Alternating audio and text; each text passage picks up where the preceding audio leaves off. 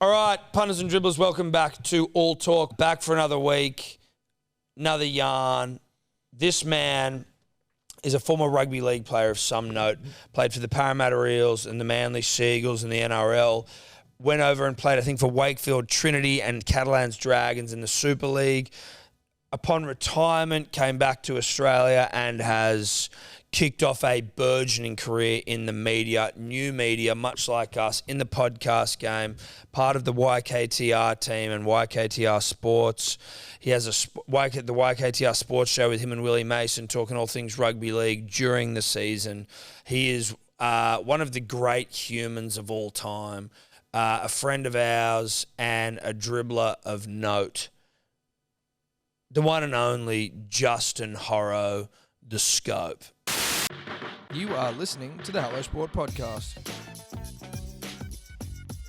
It's funny because like Joe Rogan, he interviewed Rick Rubin, the producer, the other day, and he brought up like the Will Smith thing, and he's just like, he is that guy now. Like, who brought it up? Rick did or Joe? Joe was talking about Will Smith, how he hit fucking Chris Rock at the Oscars, and he's like, he will be that guy forevermore. Like, he won't recover from that. Yeah, I don't think he will either.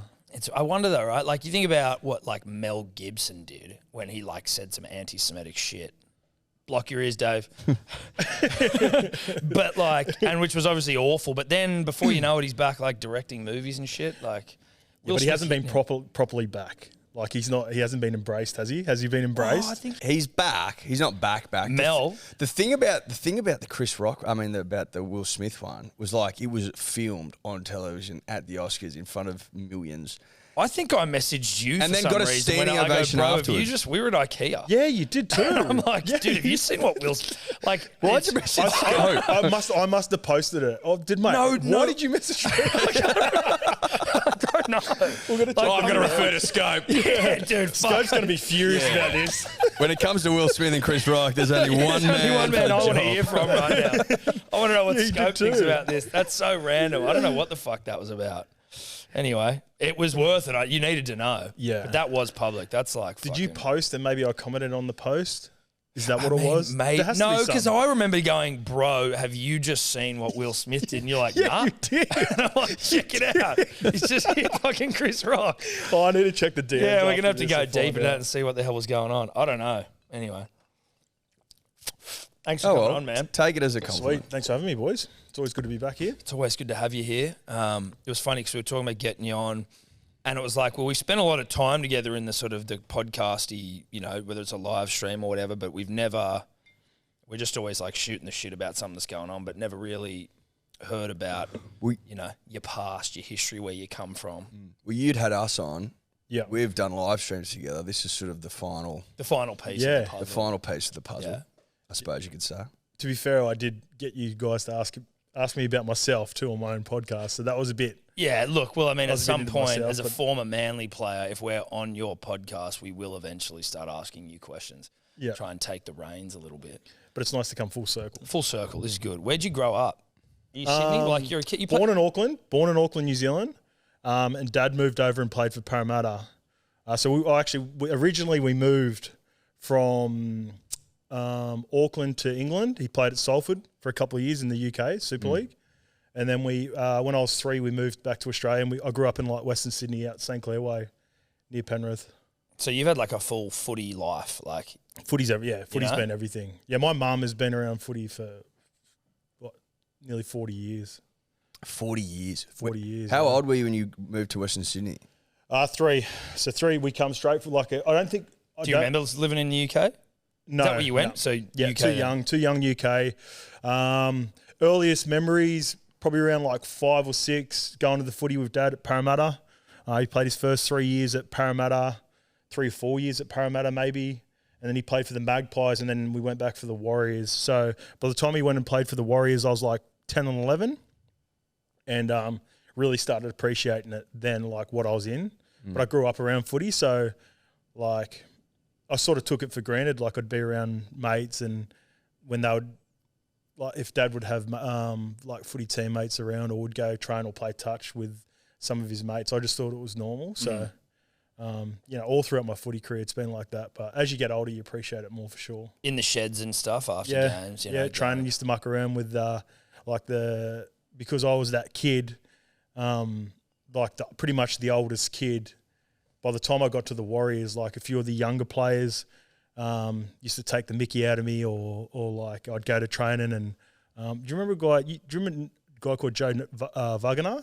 Yeah. Do you know Nigel Wagner? The one. I know Nigel. He was the Wagner. grouse centre. He had a younger brother Joe, and like he would hang me up on the chins bar at training or something until I couldn't get. I'd have to fall. I'd start crying and stuff like that. But I'd be around the gym heaps with Dad in the school holidays and whatnot.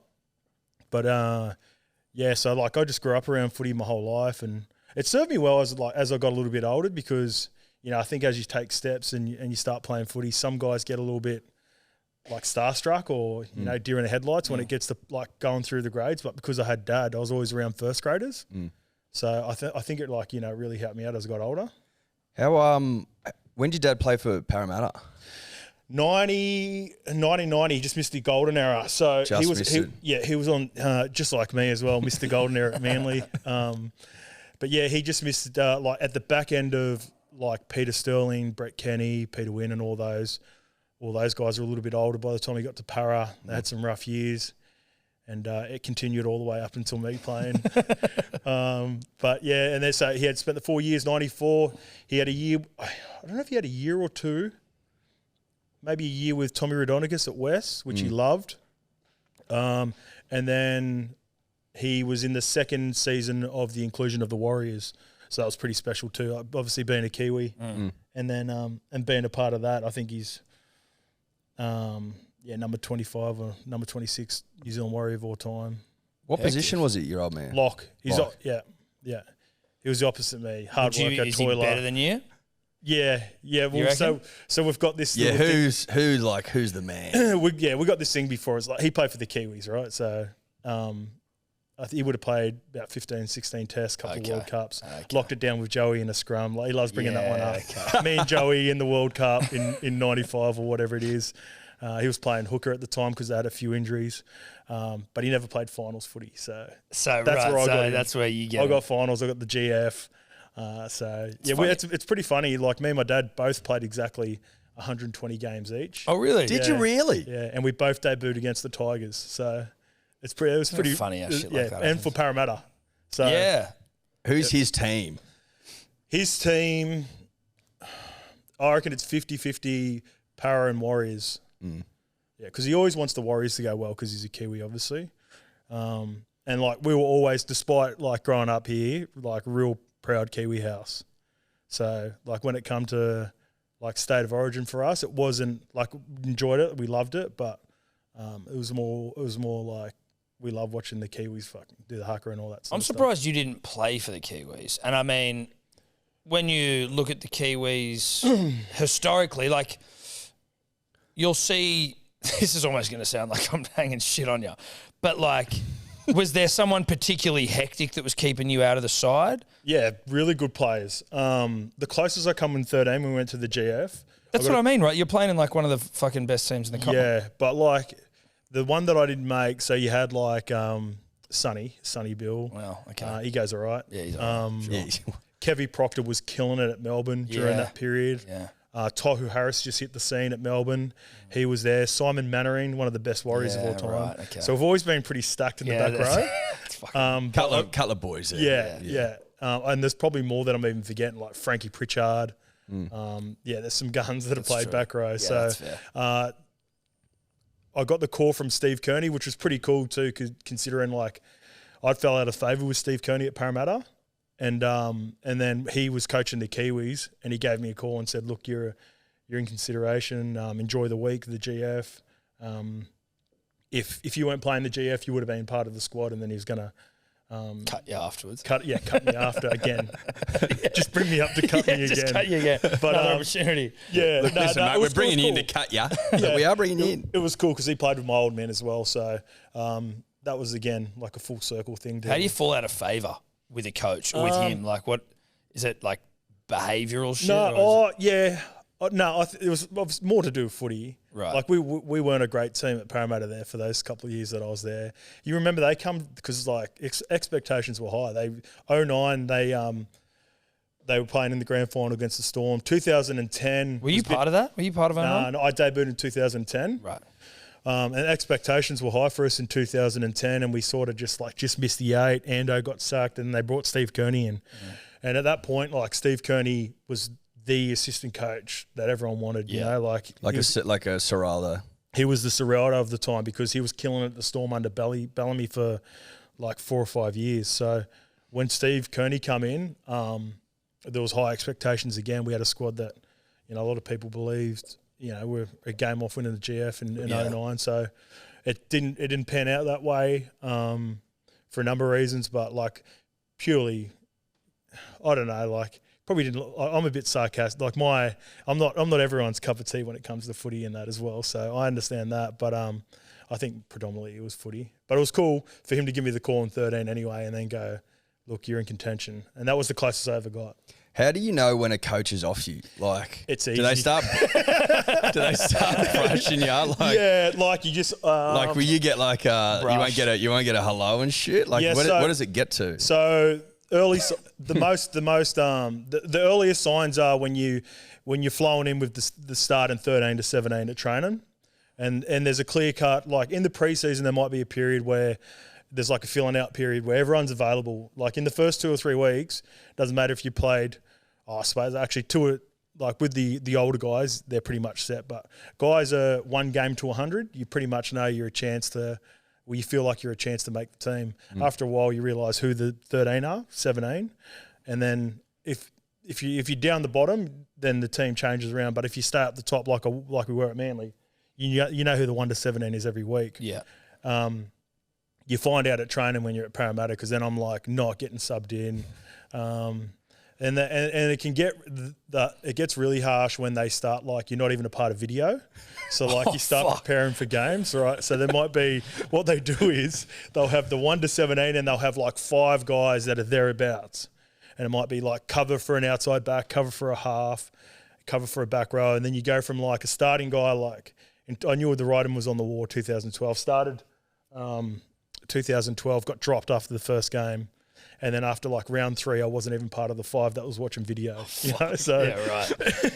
So that's when you find out like, all right, I'm gonna have to start looking around here.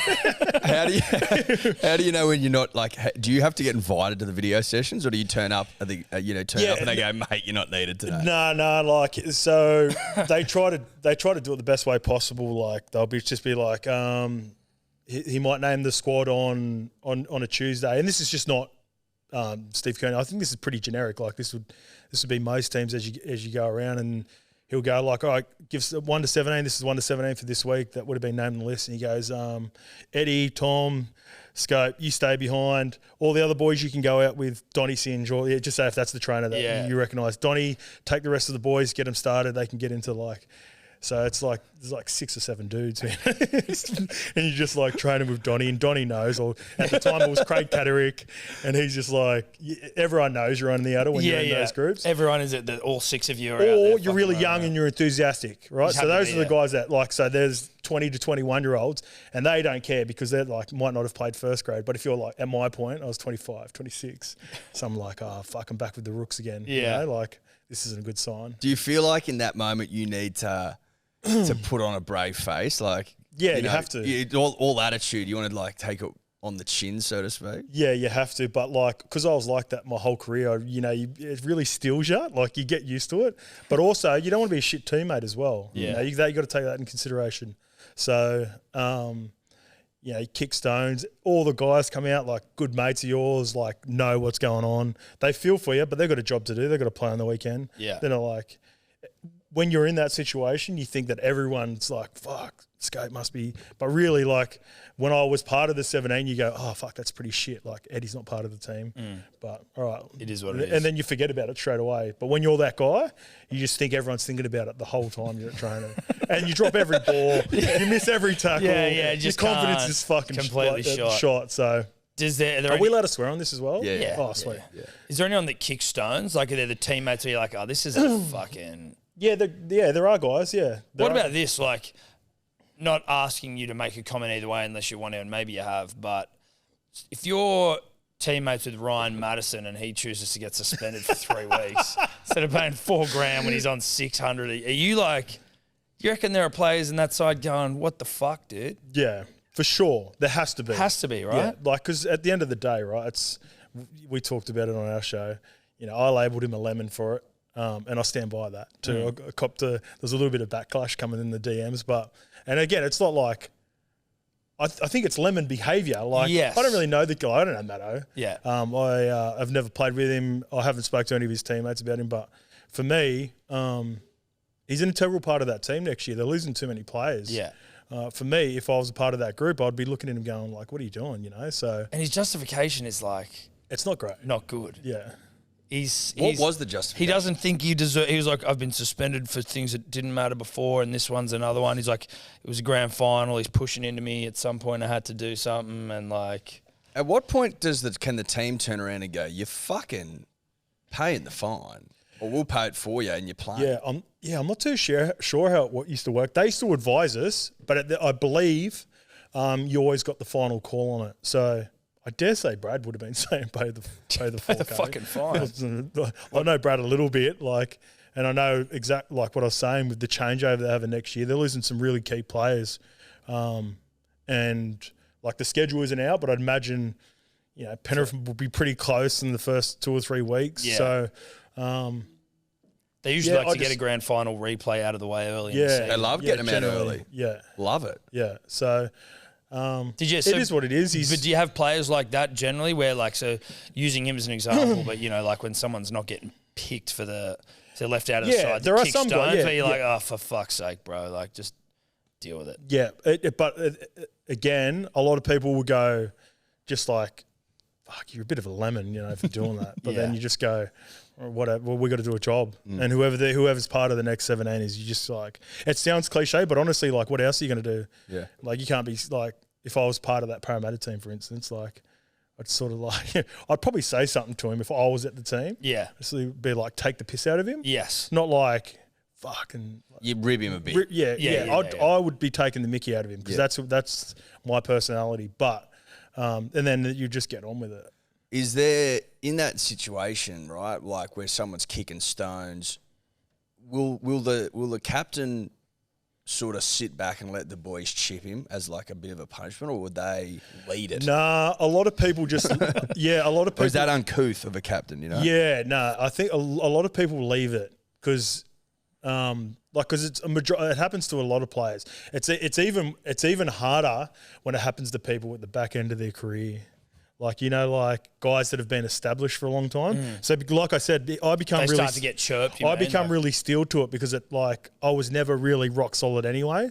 It's like I had to fight for my position. I always felt like all the time. So, become more used to it. It's a little bit hard for guys that have been like stars at point of their career, played Origin. Yeah. You know, played a certain amount of games, and then they don't handle it as well. Because they're just used to being the man. Yeah, I'm trying to think of like specific players, but.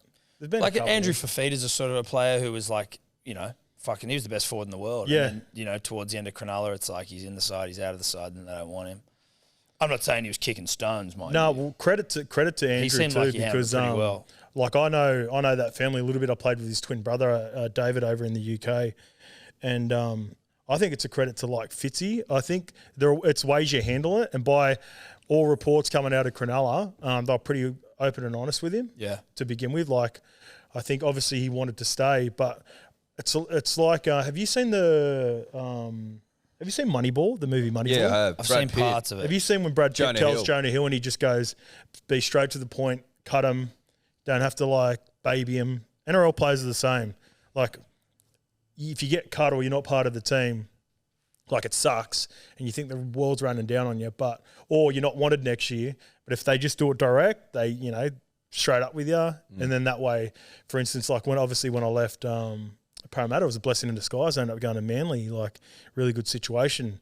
Like I was lucky enough with Sticky. It was cut like you know he was coming in. Ricky Were you Stewart. part of the one where Sticky cut like 50 people? See, I wasn't a part of that. I was the Great Carl. The Great Carl. I was the one before the Great Carl. Scope.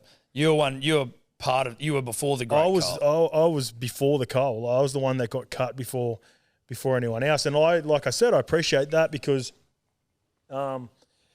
one, like Sticky didn't even need to like see me at training to know that he didn't want me, right?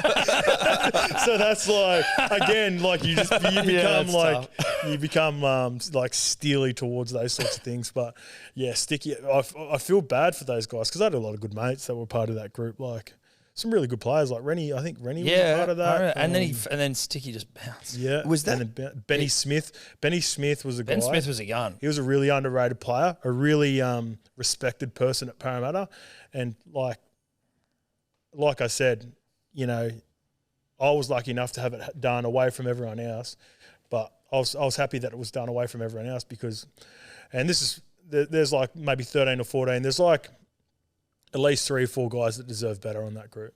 Like they deserve to be sat down in a meeting, like face to face, and go, look, you're not going to be part of the plans because, like I said, like it's a part of the game, right? You got to move on. You get sacked, and but you want the coach or managed CEO or something to go, look, you can find somewhere else because it happens all the time. Yeah. So did Ricky do it to you in person? Nah, he got my manager to do it. But what's that? That one's, I don't know. It's the same sort of thing. Like, I just didn't want to be part of that board, you know. I was like grateful I wasn't a part of on that because that would have been really embarrassing to be a part of that. But so I was sitting in a meeting with the entire squad, and he just goes, "Check out that board. No, you're not here." Yeah, that's how it went down. And then he goes, "If your name's on the board, beat it. You're out." He goes, well, it's because got to be considered the greatest cull all time. Yeah, it's the Hall of Fame. That's a fucking hectic cull. That's a hectic So sorry, elaborate on the board. That's 50% of the squad. Like you got 15 names up there, and then there's 15 other guys just going. Fuck, but so heavy. Were you culled same year? Like, were you culled pre the great? Are you pre-board? I'm pre-board. But same I'm year? the only pre-board too. Dude, what a fucking... The only guy not on the board was you. He rocked up after a week, and the first person he said, he wants gone, Scope, you're out. That's how... Did you get to training? No, because he had been given the gig, and I don't know what he was... Where he was, or maybe he had a year off. Was it the Sharks before that? He must have been having a year off, or was he? No, because he went back to Canberra. But Brad Arthur was the interim coach at the time. So was he? Yeah, he's just coaching Origin. There you go. I'm saying he was like a free agent. So when they signed him, he just looked at the squad and he goes, That's one person. That guy's gone. Straight away. Make that easy. He's pre-board. Yeah. He knew he had the board in mind, and he goes, he doesn't even deserve the board. We don't have enough room on the board. There's 15 names. You're going to cut one. Going to cut one. May as well be Horo. Fuck him off. But yeah, so yeah. Your manager did it. Yeah, manager, like, we had the conversation, but it's by the time it gets to the manager, it can be pretty positive too because they've got all the information. Just say that, like, I don't know for sure, but I dare say they would have found out a little bit, like maybe a week before I found out. And then by the time they get to me and they're like, oh, look, Sticks he's not keen, but, Melbourne are keen, Manly are keen. Right, so when you have that meeting, you're like, fuck, but that's pretty cool. Yeah, you've got Melbourne and Manly just played in the grand final, the last couple of years. So you get some bad news and then just flow straight into the good news. And then so both Melbourne and Manly were interested. Well, the funny story is I thought I was done at Melbourne. So if you know me a little bit, boys, I carry on. So once I got the bad news, you deal with it. And then I had a meeting with Frank Panisi, the footy manager there that's been there for years. And then I had a phone call with Craig Bellamy, and it was all but done. Wow. Yeah. So I went from the Wooden Spoon team to like obviously going to Melbourne and a really strong club. So I went from like down in the dumps, and then this got done like the week of Mad Monday. And so I'm at Mad Monday telling everyone I'm a part of the Big Four. Right? So it's gonna be Cam Smith, Cooper Cronk, Billy Slater, and the Skip. Like that was my thing all Mad Monday. I was carrying on a tree. You boys in the Wooden Spoon, I'm going to Melbourne. And everyone was like everyone knows, like they know my personality, so I knew I was just taking the piss. Yeah. And then I'm down in the dumps after a couple of big days, and I get a call. And my manager goes, hey, Manly's keen. And I went, wait, what do you mean Manly's keen? Are we not done, at Melbourne?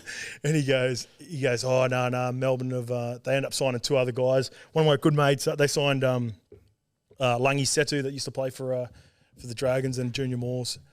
So then I go from like getting sticky pre-board, first cut pre-board, to saying I'm part of the Big Four, and then Melbourne don't want me. Oh, fuck. Any indication why? No, it's just a money thing. They got a 2 for 1, so it was a contractual thing. Like because I was on a good week. It was my final year of my contract at Parra too, so that played a part of it. Like you always hear about the back-ended contracts, so I don't mind talking about it. I was like, first year was like 140, then I went 160, and then I was on 200 grand for my final year Parra, and then Sticks looked at that, and I played 5 games in 2012 and go, we're not paying him 200, no way. So and then it comes down to like trying to figure out middle ground with everyone who's going to take on. Maybe they take on that part of the contract, and then I think Melbourne were going to take a chunk, and then they just didn't want that chunk anymore. And maybe they heard that I was, because like at the time you got to remember too, like when you get that call and it's not on, it's like like start thinking like BA and Steve Kearney were part of like the Melbourne system. Like, fuck, I wonder if it got back to him. Oh yeah, right. Yeah, I started thinking like that, and I'm like, oh no, it can't be. Surely it can't not. be that. I was obviously just taking the piss. And then I just went, all right. So the plans are, had a meeting with my manager, Gavin Orr, and then I said, look, I'm rattled. I said, I'm good. This last 2 months. It's been a lot. Oh yeah, and this is like getting to like October. Preseason starts in November for most teams. Like, I'm just going to Bali. Like, I'm getting away. Go to unwind, mate. Yeah. Well, that's wind up. That's the rugby league. The leagueies eat, pray, love. Yeah, that is. Send me to yeah. Bali for fucking. I need to go and cleanse me soul by filling it right up. Yeah. Yeah. So that was the plan, and then we ran into Brad Arthur, who just got the gig in Bali. Yeah, because fuck yeah. Well, actually, me and Brad Arthur were the 2 pre-boards, right? So Brad Arthur ended up going to. He got given the arse. Yeah, well, Sticky. I don't know if he wanted to stay. Actually, I don't know how that worked, but Sticky brought in his own stuff. So obviously, Brad Arthur was out of a job, so he went to Manly, and he goes, "Look, I've just linked up with Manly. If you want, I can put in a good word for you." I was like, oh, "Fuck, please, like." Otherwise, I'm going to the Super League in a little bit earlier than what I wanted. Yeah. And, he put in a good word for me, and had a chat to twos when I got back. And they said, look, nothing promised. Like, they didn't take any, like, there's basically, I just got out of Parra, and I said, look, I want a clean slate, because I could have stayed at Parra and just played Reggie's and got that 200. But I just went, nah, get rid of it. I don't want the money. I just want to play footy. Yeah. So I just went and had a gamble at Manly, but it was a... Is that a stressful decision to make? Like, I guess, like any kid who then makes it, like, playing footy, like, you don't come from fucking some high-paying job when you come into footy. But then you do reach a point of, like, financial security and then just going, like, you know what, I'm actually just going to fuck that off. Like, yeah. Is that stressful, or are you kind of like, is it an element of easy come, easy go? Nah, super stressful, because I was a late bloomer as well, so I didn't debut until 23. Right. So, like... I don't know if people watching, like, that's like that money that I wasn't on wasn't great money, but it was good money for me being it's good money though, like a journeyman. You know what I mean? Yeah. Just But even out in the world, it's out in the world, it's good money. Yeah. So, and like obviously I'm aware of everything that comes with it, but I took an educated like gamble. Like I'm going to Manly. They're a really good team. They won the comp a couple of years ago. Rexy, Tony Williams is going to Bulldogs. There was an opportunity there. It was supposed to be Jimmy Buras, and then what happened? Oh, and then Glenn Stewart got it. Anyway, so I ended up like going to Manly, banking on myself, and it worked out. Like I was on 50 grand and a couple of matches. Like shit. Yeah. But banked on myself and pretty much played every game. So I got back to like nearly earning what I could have got, but it worked out better signing after that. Yes. How's your confidence though, given that you were pre-board, given you'd only played 5 games the year before, like where are you drawing the confidence from to make that call? To go and what, fuck it, like I am good enough. Yeah, just gambling on people yourself. like Ricky.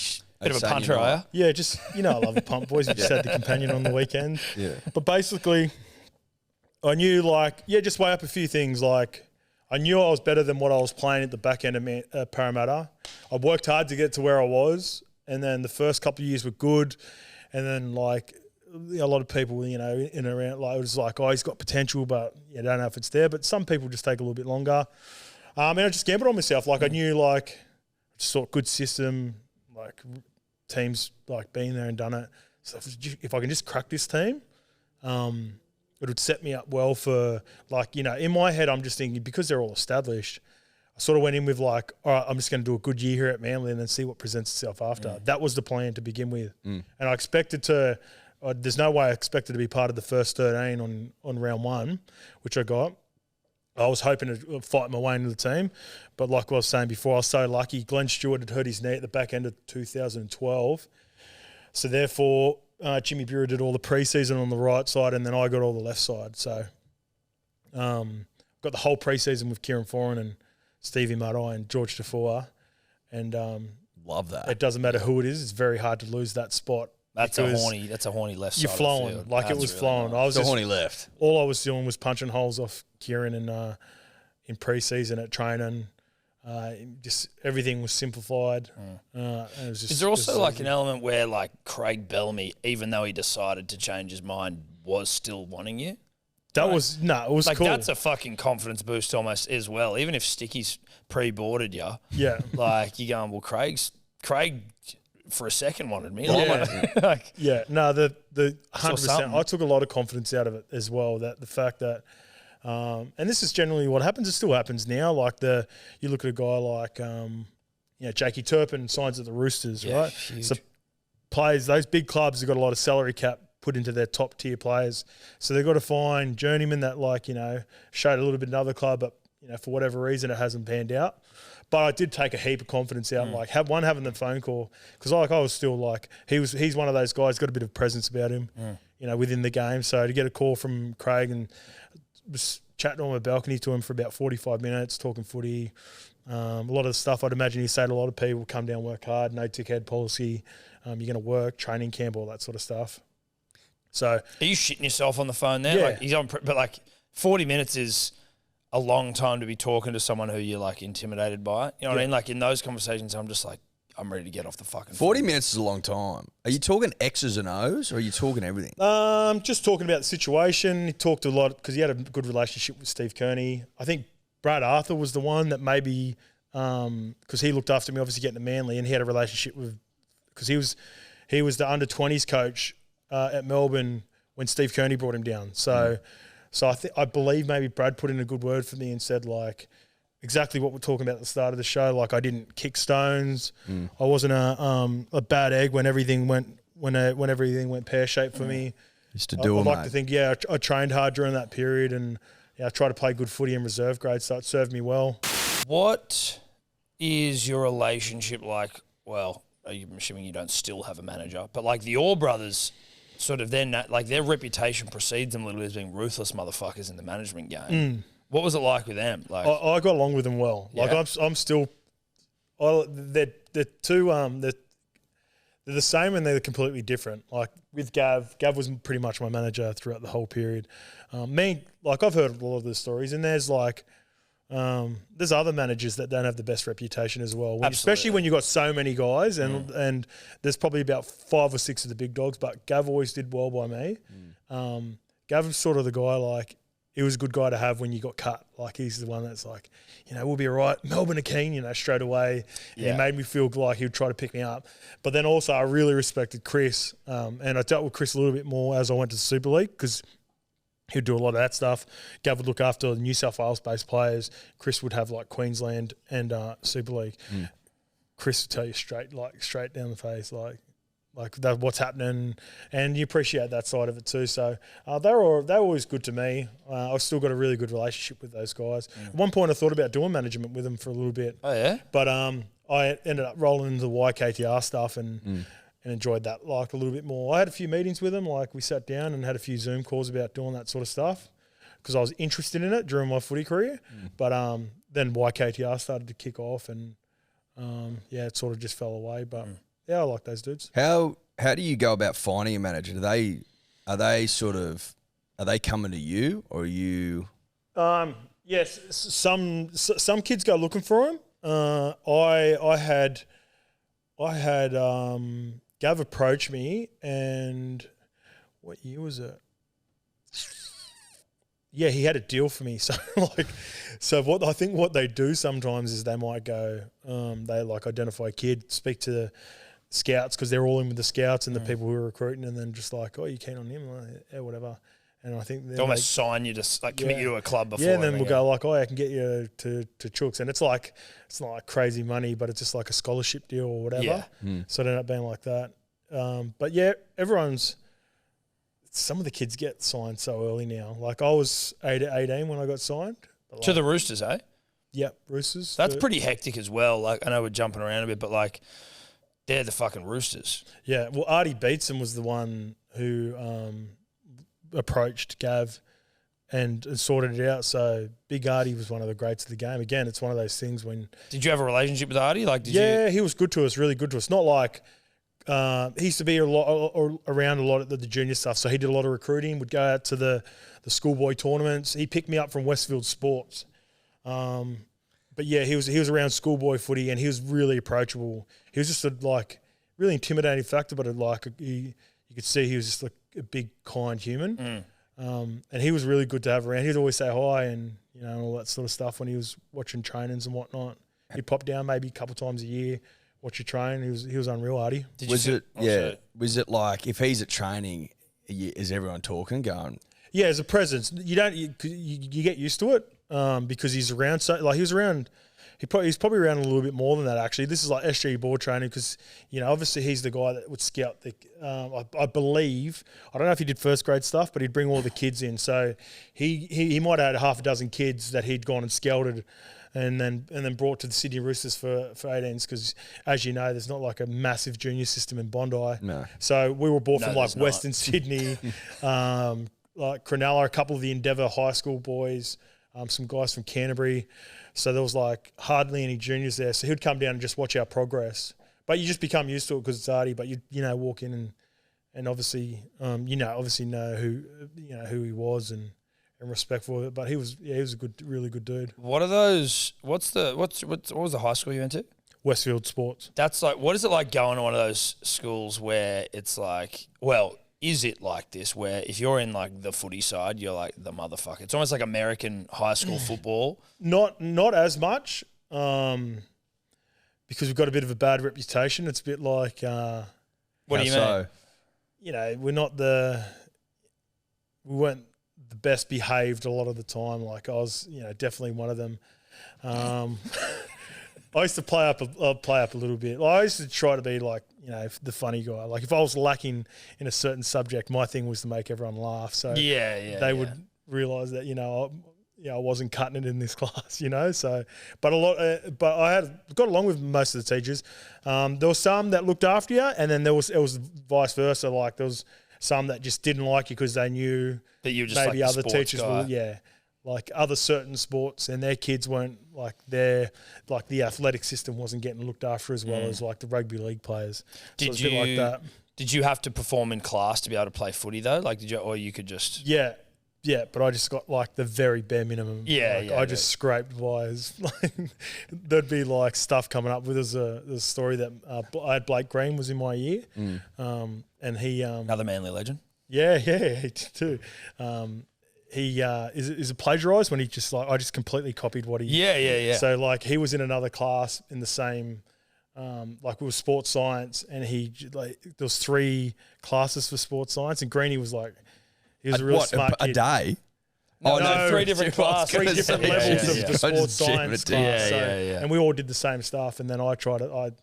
I hit Greenie up, and he reluctantly gave it to me because he's so nice. And I'd do it I'd go, oh, come on, give us let me copy what you did and hand it in mine.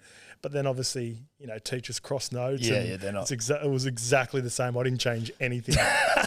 So I got suspended for a game for that. What's the makeup of a sports high school? I remember when I was young, I'm like, you'd hear about these sports high schools in Sydney and you'd be like, I want to go to one of them. Well, you know what I mean? Like that sounds like... We're not made of the right stuff. But, no, we're not. But if we were... Are they selective? Can you just go to them? Like what's the fucking... Yeah, I think it's like most things too. It's like if you know someone, it helps as well. Like my dad Was his good mates, was one of the coaches that when he played at Parramatta, he was the head trainer and he was the coach of the Opens team at the time. So I was like, no matter what, I was going to get in. It was one of those vibes. But it was like a selection process, like you trial out for it. I didn't have to do it, but like apparently at the end of year 6, there was like a possible versus probables to play for, and they selected like 11 guys out of that. But then we'd also get guys. But is that selected though to go to the school? To the school, yeah. Jesus. Because then there's all the locals there as well. So there's only a certain amount of numbers that they could have in. Right.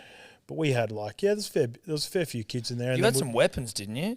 Our team was stacked for the final year, but we had a lot of like a lot of our kids in the Opens team. So when I was 18, we were like 16. So it was so the older guys were myself, Blake Green, Matt Keating played a lot of first grade, Chris Inu played a lot of first grade. You wouldn't know him. And then we had Jared Hayne, Trent Hodkinson, Tony Williams.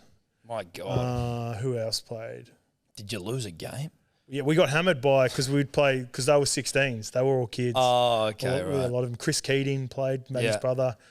We had a pretty good team, but then we got pumped by Endeavour Sports because they just had heaps of like older 18-year-old guys. Yeah, and it doesn't matter how good those kids are at 16. When you're playing against 18-year-olds, it's just like big difference. It's too big of a jump. Too many pubes. Yeah, way too many pubes. Do all the sports schools play each other? Is that just the vibe? Yeah. We had a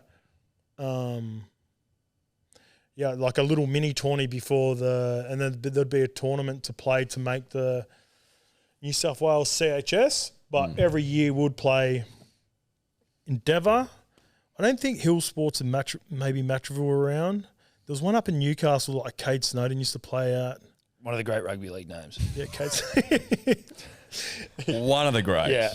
He was like, Cade Snowden at 18 was Cade Snowden in the NRL as well. Right. He was a gun. He was a man-child. Cade was a gun. He was an animal. Yeah, he was like he would have played Origin in that. He played Australia. I think he played one game Origin, one game Australia, and his knee or something, wasn't it? Yeah. But he was like that at 18. Right. So like, they had.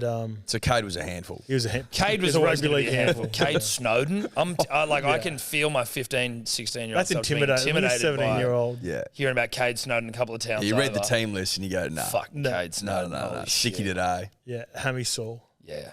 Hammy's real sore. What was it like when obviously like playing like first grade's like the dream, but like seeing people make it, like boys you would have played like make it before you did, and there's still that like unknown.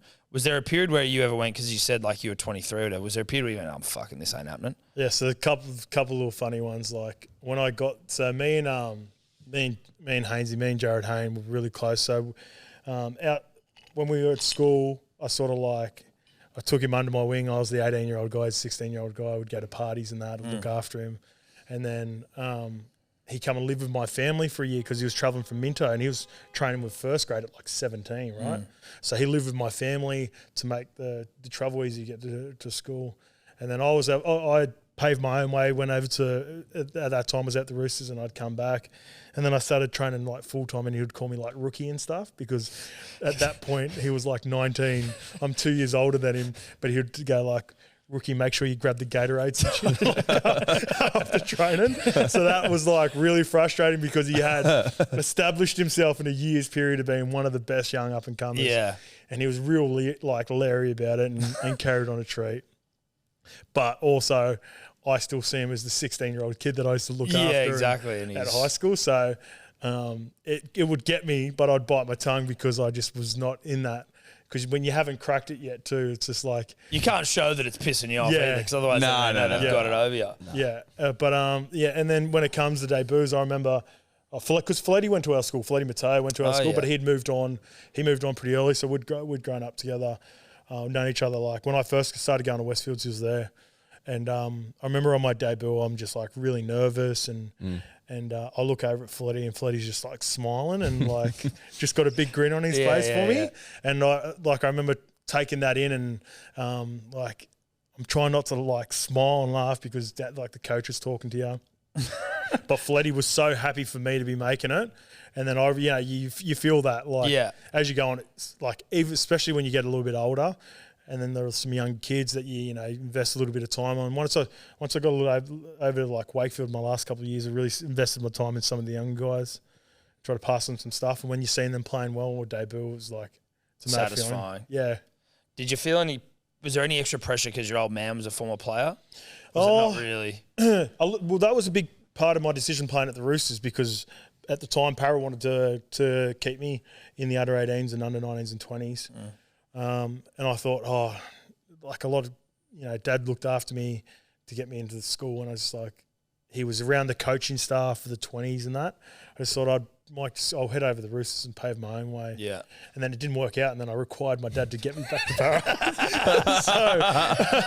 Go and be my own man. Yeah. So that, he got me into the just the Reggie's part of it. But yeah, there was obviously a lot of, I wasn't the most physically gifted player. I had to, work pretty hard. So if, when I was a part of the teams, because he coached me growing up, there was a lot of people like, oh, you're only making certain teams, or you're only at the school because your dad. So I feel for guys imagine like me at like high school, and then you think of guys like Nath Cleary early on with Ivan and obviously Jakey Arthur's the most recent one. Yeah. I feel for those guys that go through that at that level. Seriously. Because you feel that pressure as a kid at like 18s and 20s. So I'm real mindful of that. Like, even though, on our sports show, I was like, he wouldn't be a part of my 17, but I'm always careful about because I've been in that situation. Yes. So I sort of feel for him in a way.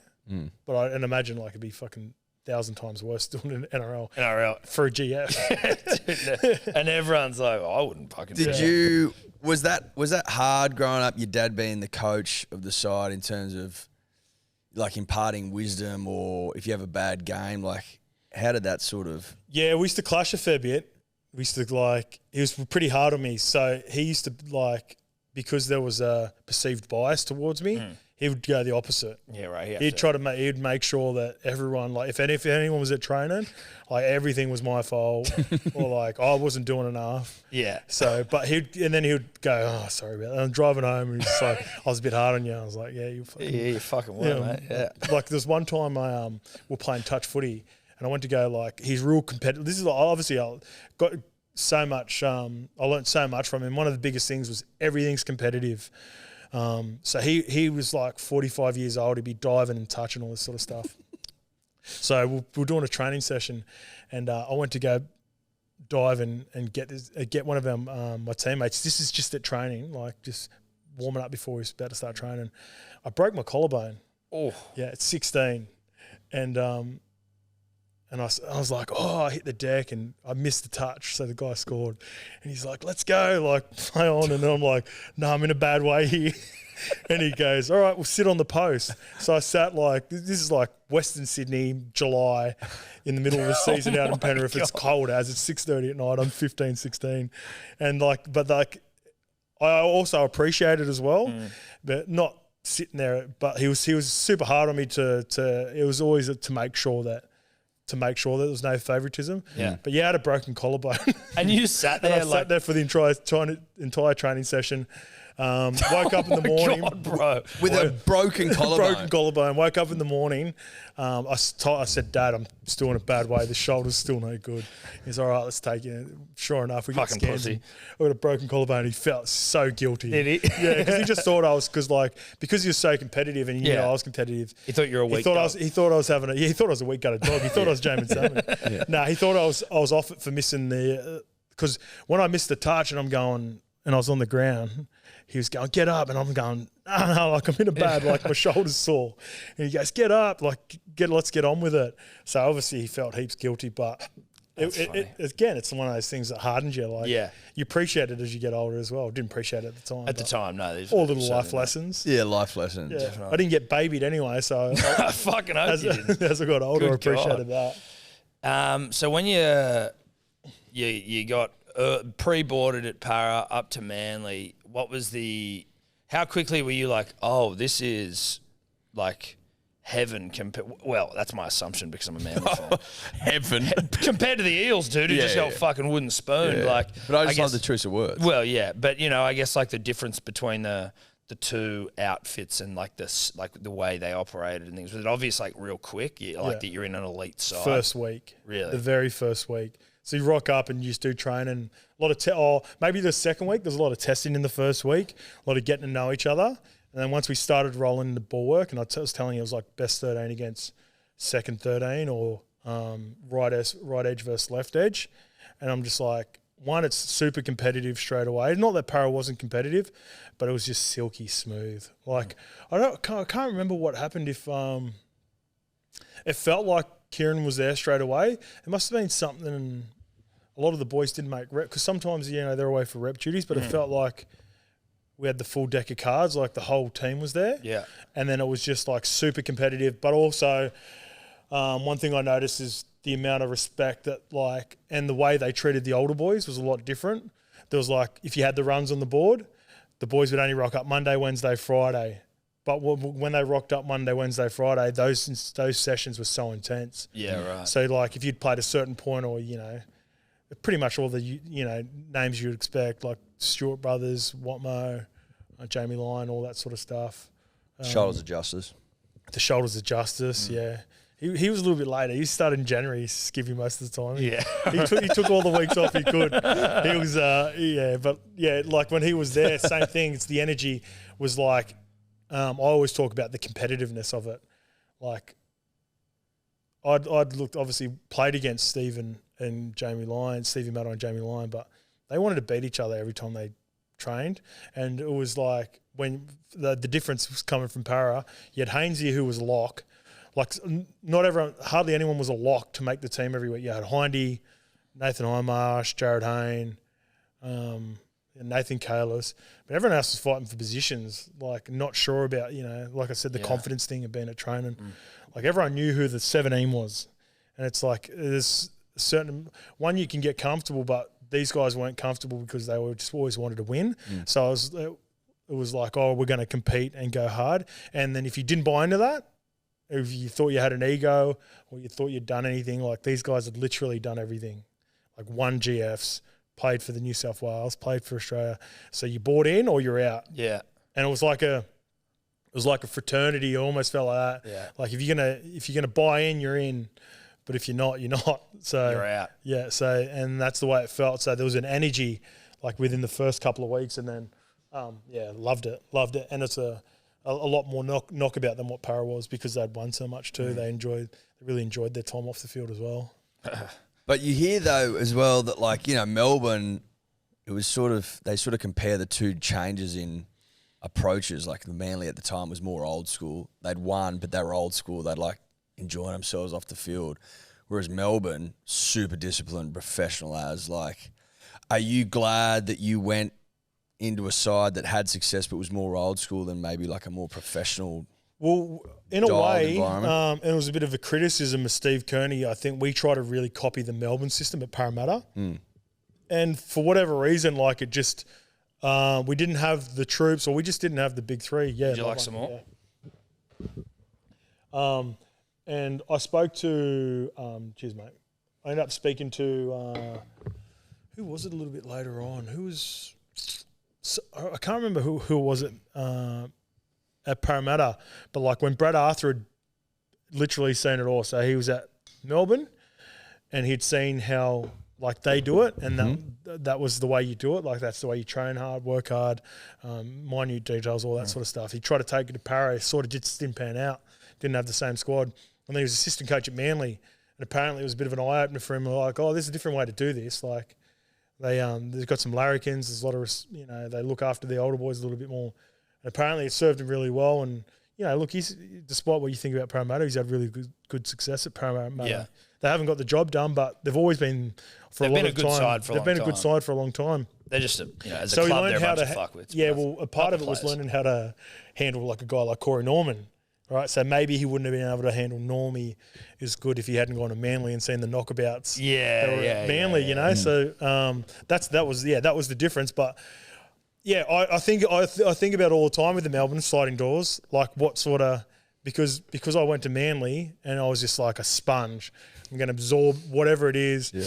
So, and I fully absorbed what there was to be You are absorbed. a product of what you absorbed. Yeah. And then who knows, like maybe, I would have been one of those guys that, went down to Melbourne and, speak a lot about those guys, the journeyman that went there and, made a heap out of a career that, wasn't there as well. So, but yeah, I was grateful.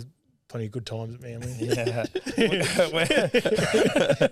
When you talk though about like how the big dogs would only go 3 days a week, is that normal? Like, or is that? Sorry, that was just until Christmas though. That was just until Christmas. That's just for pre-season. Pre-season.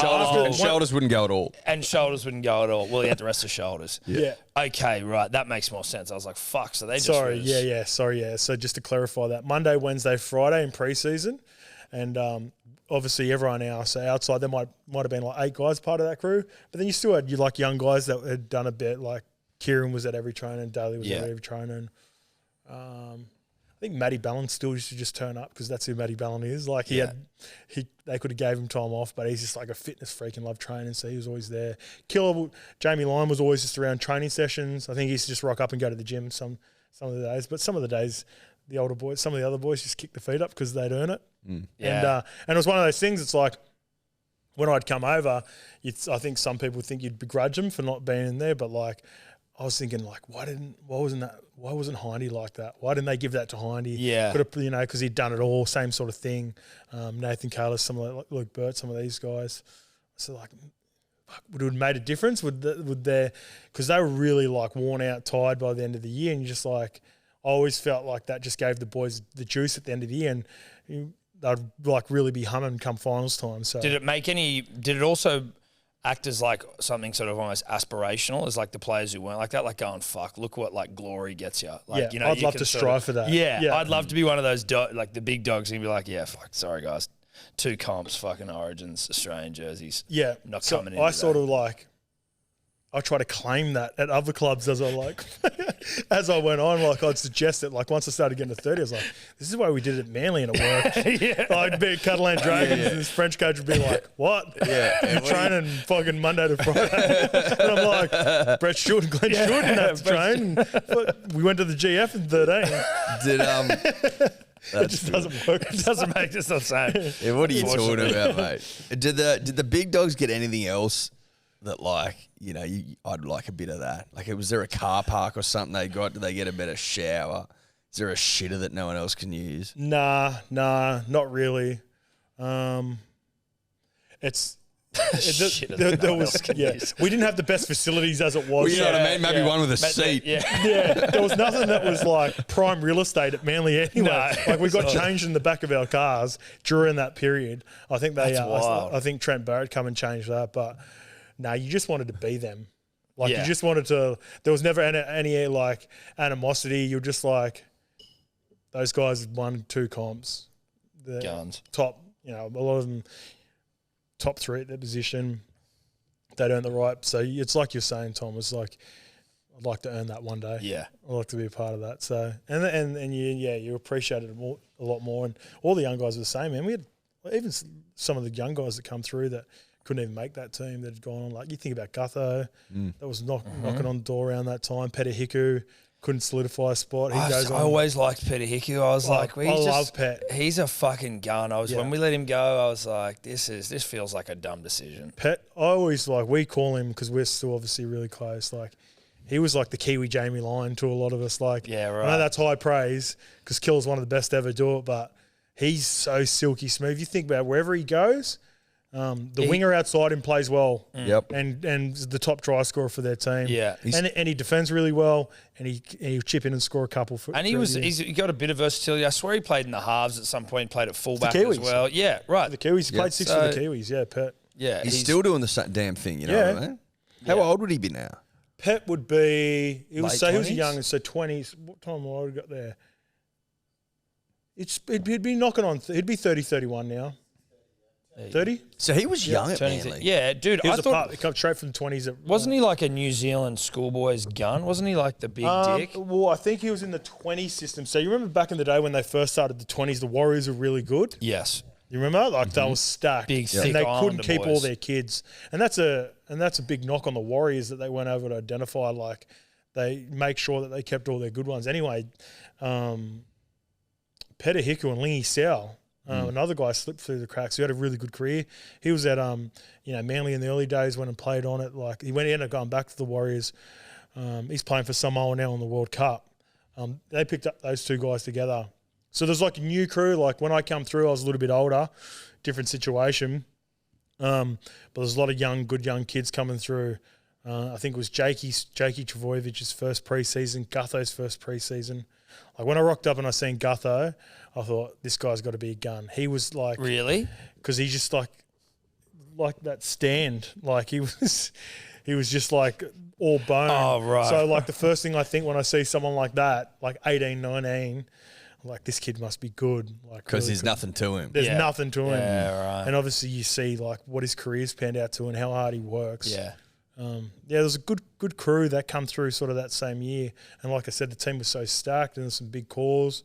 And there ended up being a lot of unrest because of it, because some players got kept and some others didn't. Like it was a real transition period when I come there. And I got the back end of a really strong period for the club. And Dynasty. Yeah, dynasty, yeah.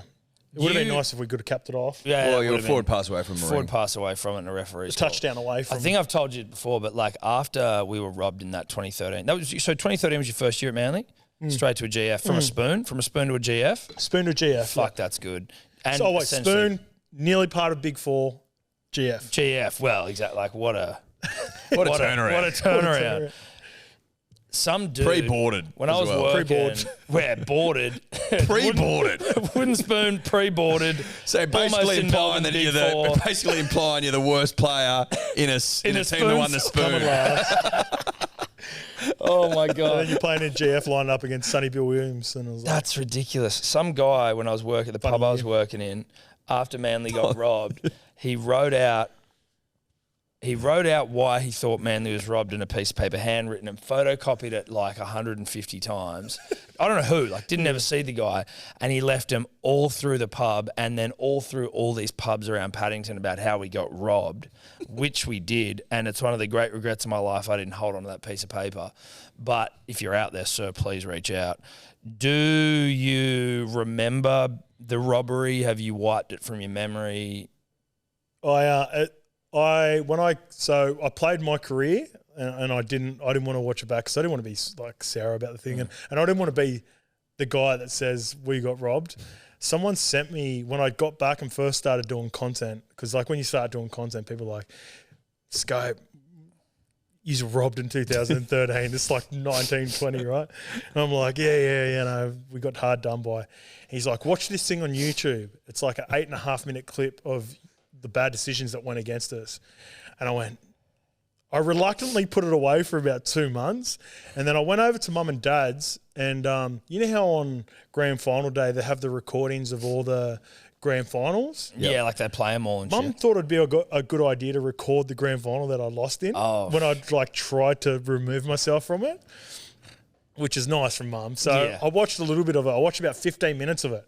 And I couldn't watch it. I couldn't watch it anymore because there's a couple of bad calls early on, and I was like, fuck! I turned it off and then went away. And then I went into my DMs and went and found that link, and I watched that link for 8.5 minutes, and it's 8.5 minutes of bad calls that we copped, and it was tough to watch. Yeah, because I am now that guy that says we got robbed. Yeah. But we were. We were robbed. There's a really bad decision on myself, actually. So, like, I was over top of Hargraves, and he was trying to get up and have a quick play of the ball, and he just completely lost it. And then he headbutted me, and he got the penalty, and they kicked, I think they went up 8-6 just before half time.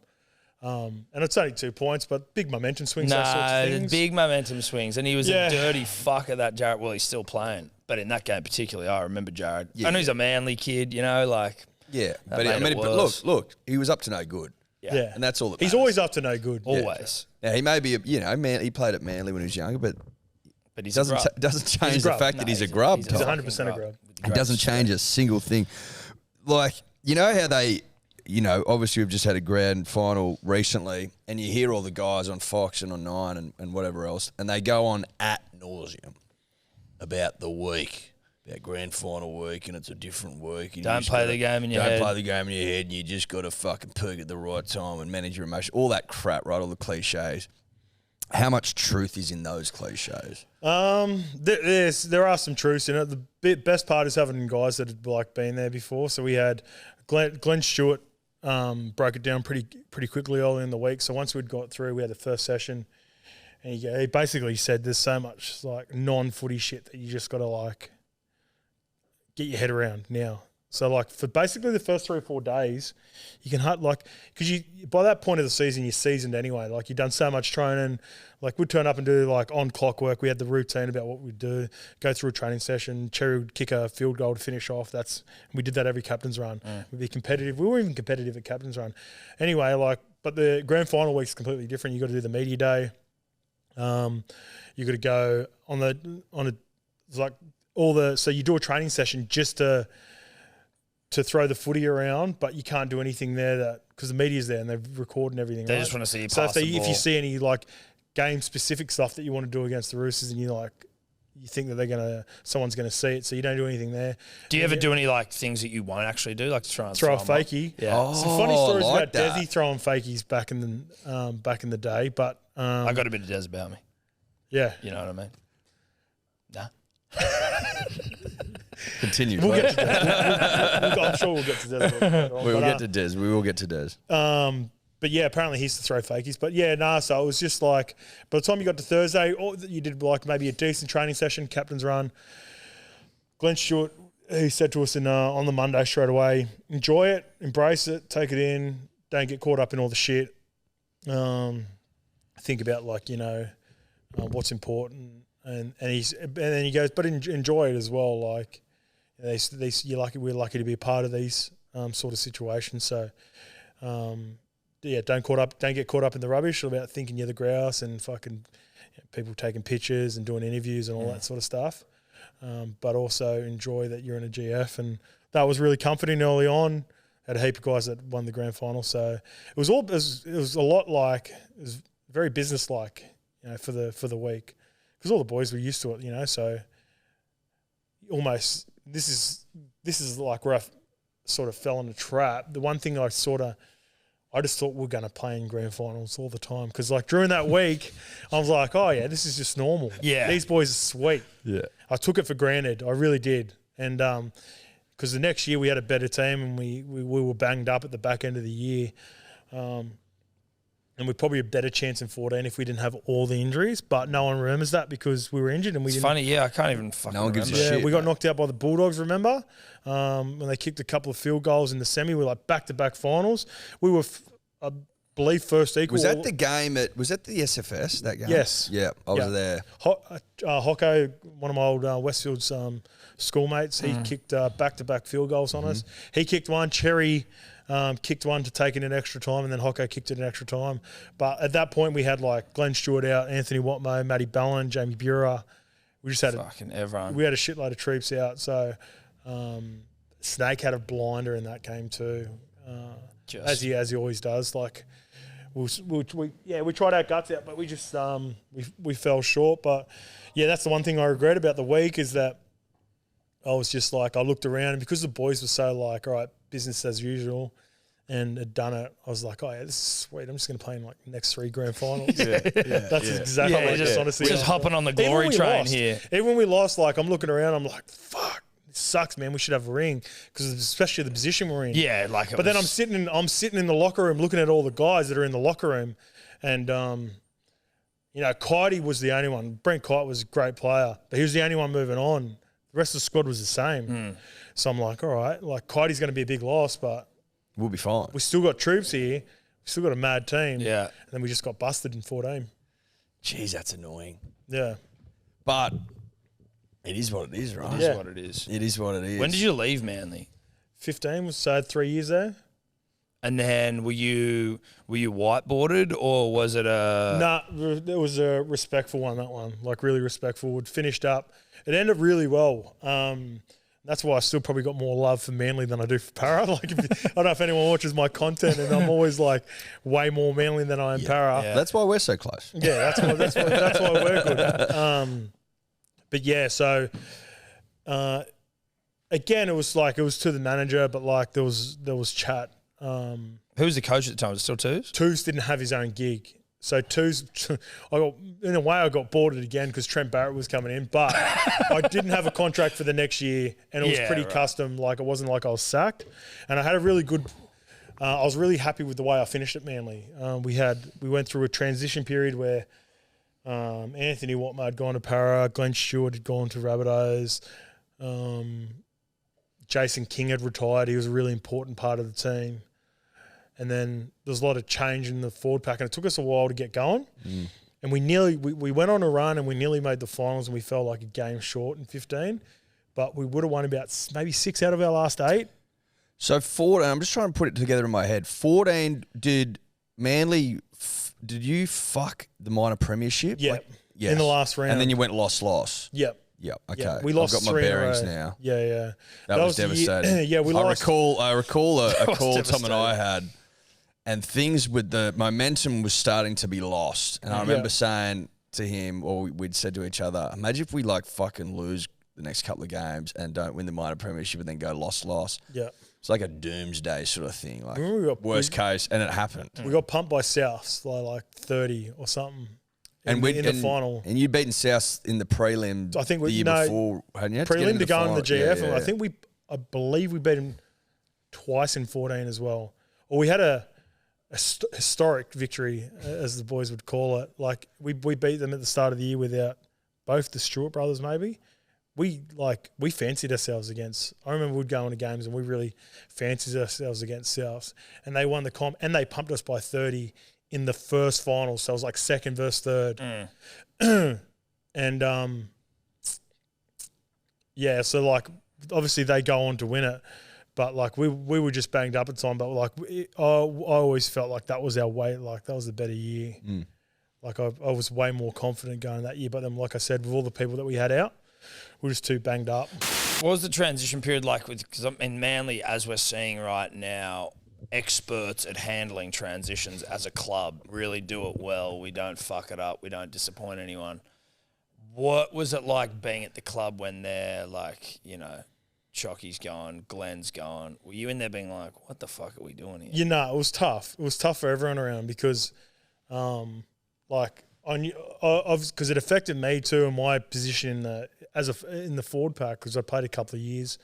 So I knew we were losing senior members, and I was like, that's the period where I looked around at those guys, and it was like I wanted to, impress those guys, and those guys are moving on. It's like, all right, do I have a little bit more responsibility? Yeah, am I the guy now? Do like suddenly Jamie Burrell was the most experienced player there, and then like Matty Ballon was still there. He was the only the one that was still playing, but in the forward pack, and then we still had Stevie Maddai, Jamie Lyon, Brett Stewart all on the back line. But there was a real transition period for the forward pack, and it was interesting, like, because I didn't feel worthy in a way. I felt like a bit of an imposter to sort of take over that role, but like I had been playing there for a couple of years, so I was sort of like thrust upon us. And then there was a lot of unrest too, because obviously Glenn's Brett's brother.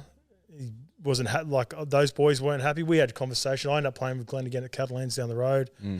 We had some conversations about how it all ended, and like, there was a lot of unrest around the team as it was reported. But and as you boys had Trocky on the podcast too, and he let you know how he felt about the situation, and which is like, as you get older, you see it from everyone's perspective, and you're like, all right.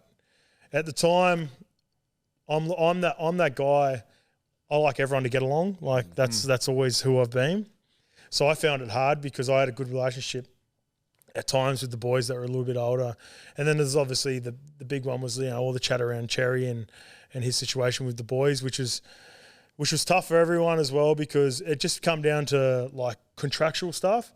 And I always felt like the players in particular, in both situations, were used as pawns because there was like a situation above that was out of everyone's control, really.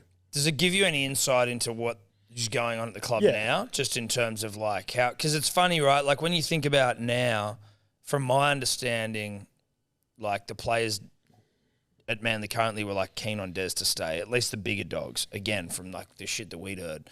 I would have thought like if you're a Cherry Evans and a Turbo, for example, or if back in your day it's a fucking Brett Stewart going, we're keeping Glenn, or Des stays, that may have carried a bit more weight in the moment, like, or that the club decision makers, whether it be the Pens or whoever the fuck the CEO is that week, like, whether like that they would be like, oh, well, maybe we should be listening to the players who are sort of a bit more a part of it. Is that? That's what I assumed. I talked about it on the on our show, on the YKTR Sports Show with Mace. I was so surprised that Turbo had to have the meeting the next day. I'd imagine, like, Cherry's a little bit different, right? So, and it's a little bit different for the older guys. Like, so we'll talk about this situation in particular. So, like, Ches is 32, 33, he's still the skipper, and it's important that he has his say. And I'm good mates with Ches, and always been good mates with Ches. I love him. Real close. He's a different. Yeah, you've ran into him with FaceTime Eddie one time as well, and he loves the support that you give him. But it's a little bit different. Like, if I was, and not being disrespectful to Ches now, I'm just saying he's one of my good mates, but he's 33, he's got a year or two left. He's in good nick, maybe could punch out 3 if he does. Like, you know, what did Cameron Smith play to? Like, yeah, like 37, I 36, 37, something like that. Ches could easily do that. But the future is Tom and Jake. So you'd think they would have had conversations with them. And imagine, like, when I go back in the day as well, I don't know exactly what happened, but imagine there would have been conversations with, like, obviously Brett, who they still expected to play like 4 or 5 more years, and all that stuff around, and obviously with Glenn who moved on, and it didn't go well. And for some reason they haven't learned from their mistakes that they made years ago with those relationships and the communication. And like I've always said, like, I was not a part of those meetings. I was never good enough to be a part of those meetings. But I'd imagine if the boys was like, look you straight in the eyes and tell you how it is, guarantee that goes down better than what I believe happens around there. And there's a lot of, like, he said, she said stuff from everyone around, and there's managers involved, and then there's sponsors involved, and all that sort of stuff happens. And we're not the only club. We just think about it because it's relevant to us because we're Manly fans. But you do look at a club like, if you are a club trying to be the best, if you were to look towards the best and see how the best do it, whether it be the Roosters, the Storm, Panthers, none of that shit's going on. No, it doesn't happen, does it? It's not 50 million different factions fighting, and there's like a couple of people, whether it be Bellamy or Robinson at the Roosters and the Storm, who essentially run the fucking show. Like, that's what Des was at Manly. That seemed to be the thing that angered people the most. But it almost seems to be the thing that the best clubs have. Ivan, you'd probably say, is the same at Penrith. Yeah. It's an interesting situation, particularly when, like, some of the old heads there have said openly in the media, like, they go, well, when it comes to Manly, some things never change. You know, like, it's always, it seemed to have been the way since the dawn of time. But this situation in particular, the way it's been handled, I raise an eyebrow, going, it feels like we are back 2014, 2015, you know, bringing in a coach that's relatively untested in a bit of a transition period, and, you know, you've got these warring elements, you know. Like, he was tested and the test didn't go well. Well, but, like, untested in the sense that he's had two and a half first grade seasons. Like, that's not much, right? Replacing, even though I'm, like, a bit critical of the situation, I'm still not willing to, like, I think I've heard enough. There's a few good whispers around about Seibold and what he can be. Okay, so I'm happy for you to buoy me. I'm happy for you to look. If you need to buoy us, like, if you're buoy the boys, give us some good whispers. No, I'm more disappointed about the way I believe that the Desi situation was handled, because I can definitely vouch for, like, everyone that, because I wasn't coached by Desi, the amount of respect that all of those older guys had, that I respect Desi.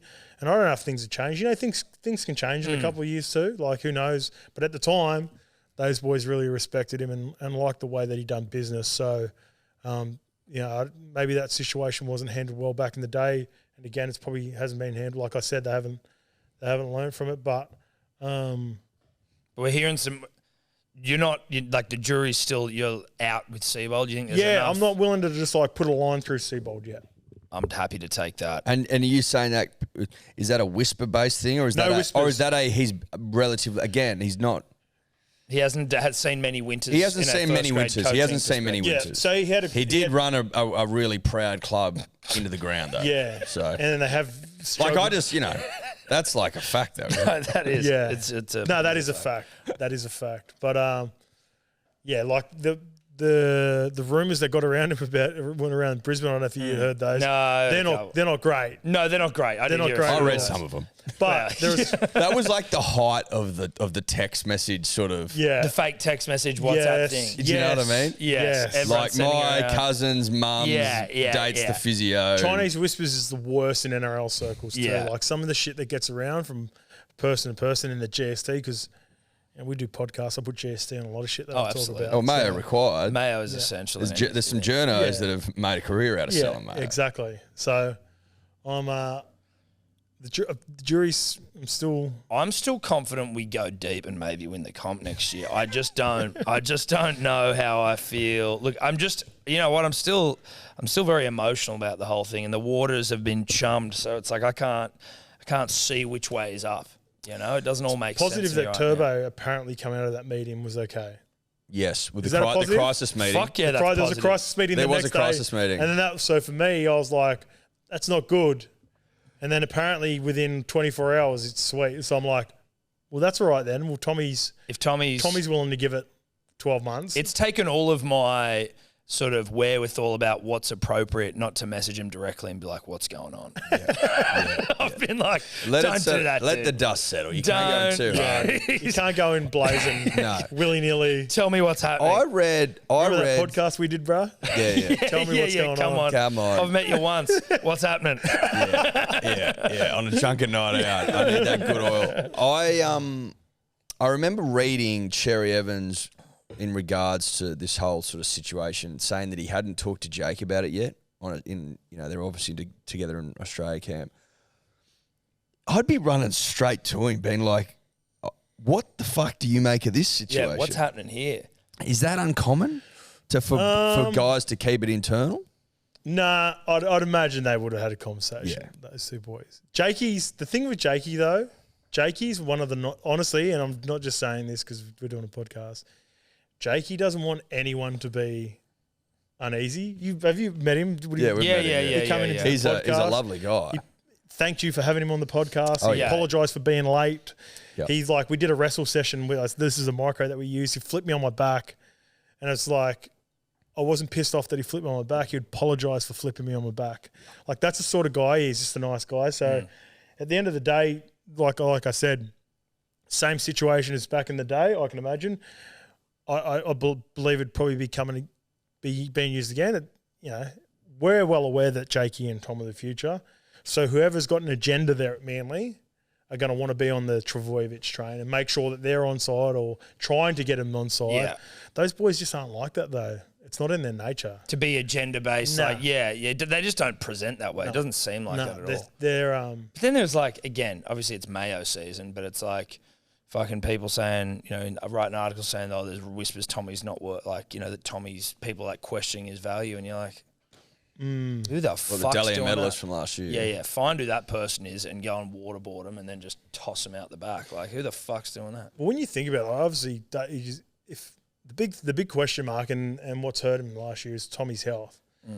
That's the thing with Seibold, right? Seibold, he could run into a situation where if he's lucky enough to just get like a Tommy Travojevic that plays if he plays 80%, where I'm going to lock us in for the finals, and I'm going to say we're going to be pushing for the 4, and that's not even biased. That's just how good Tommy is. So if he gets you got to remember, we went through a period this year where a lot of people put the line through Manly when they lost Turbo. We struggled for a bit, then we went on a bit of a run, and obviously the jerseys, and then we lost Jakey with 4 or 5 weeks to go. And then we went to shit. So everyone remembers the shit.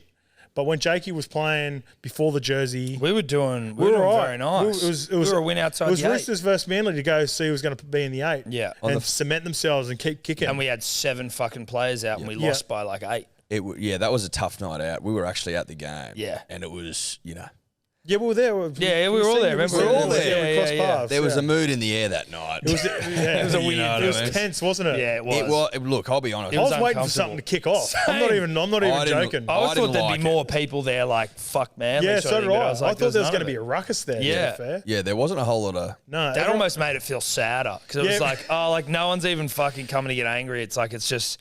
I think everyone knows what's happening. Everyone was there to be Devo. Yeah. I was sitting in the players' Or to support players was like a that got a wake. chance, you know? Because Chico made his debut. That's right. For the club, Exactly right. So we come and vlogged him. And it was against Melbourne. So it's like cheese and all that too. So it's a mad opportunity for us.